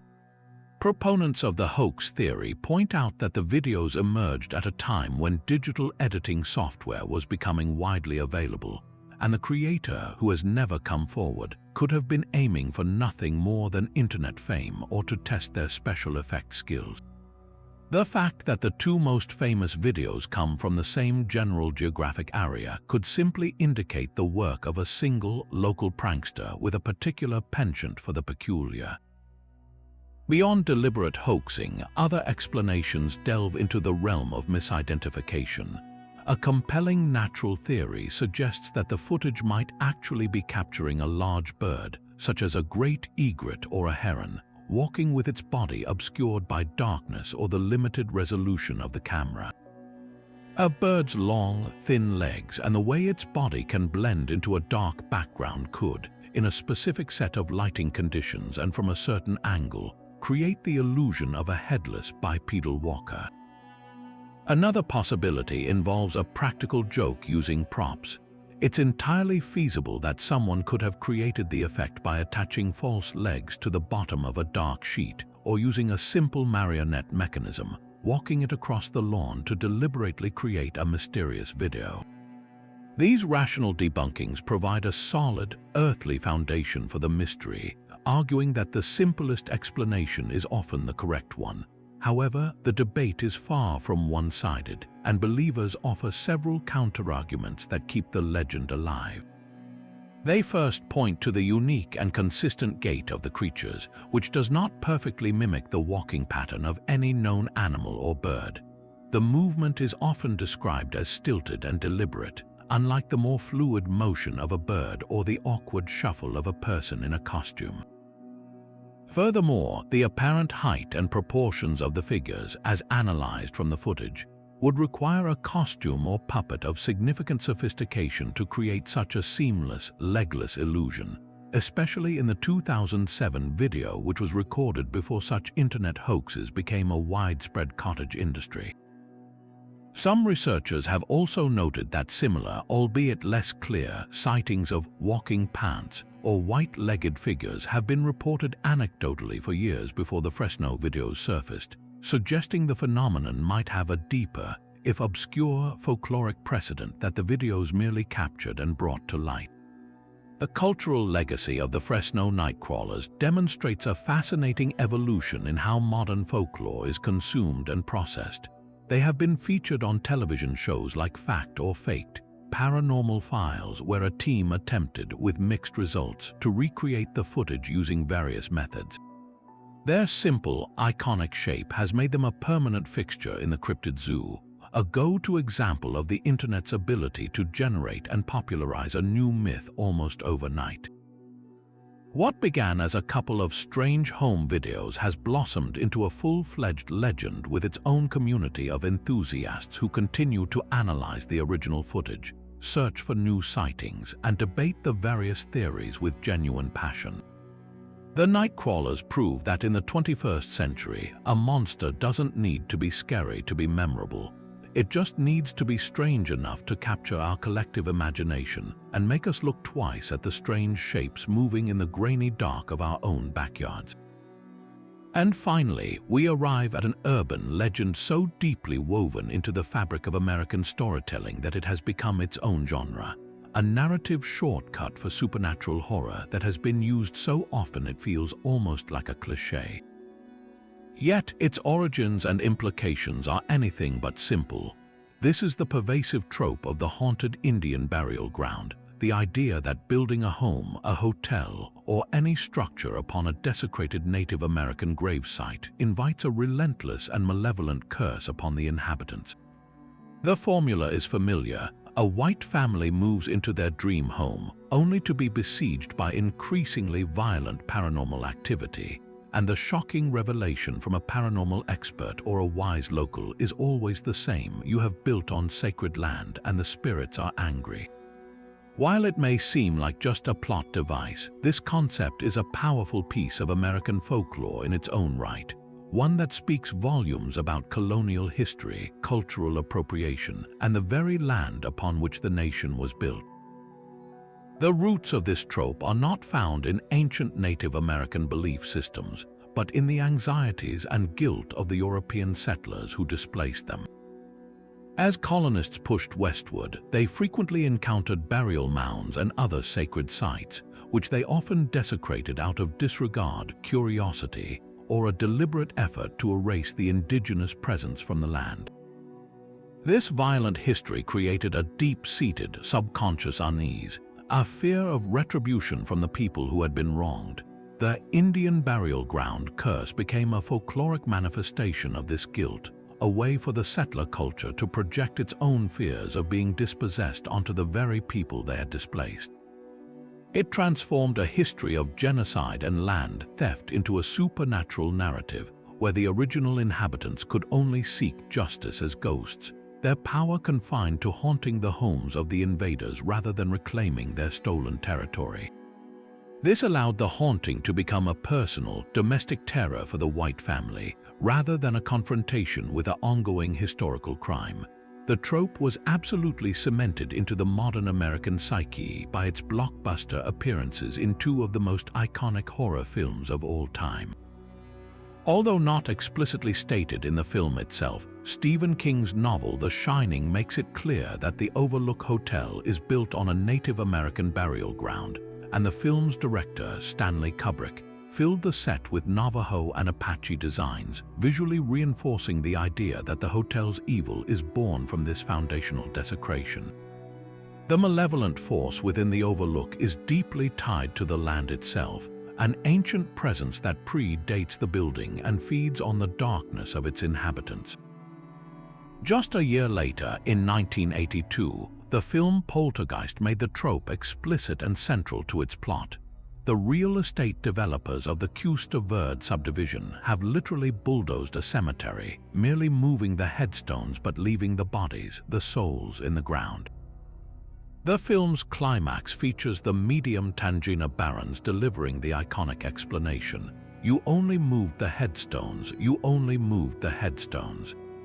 This directly linked suburban expansion, the post-war American dream, to a literal haunting born from disrespect for the dead, brilliantly tapping into anxieties about the cheap, rapid development of the 70s and 80s. From there, the floodgates opened. The trope became a reliable staple for writers needing a quick and easy source for a haunting, appearing in everything from episodes of The Simpsons to films like Pet Sematary and the Amityville Horror. Its prevalence created a feedback loop. The more it was used, the more it felt like a real element of American folklore, to the point where people would half-jokingly suggest a burial ground as the explanation for any local haunting. This widespread usage, however, has significant and deeply problematic cultural implications. By reducing hundreds of diverse, complex Native American cultures and their profound spiritual beliefs about death and the afterlife to a single, monolithic curse, the trope engages in profound cultural appropriation and stereotyping. It turns sacred burial practices and deeply held religious beliefs into a convenient plot device, stripping them of their meaning and context and repackaging them as a generic, spooky engine for a ghost story. Furthermore, the narrative almost always centers on the suffering of the white family who unknowingly moves in. The Native American people whose graves were actually desecrated are almost entirely absent from the story, their historical trauma and very real, ongoing struggles rendered invisible. Their role is reduced to that of a magical, off-screen force, the spiritual equivalent of a nuclear waste spill that contaminates the plot.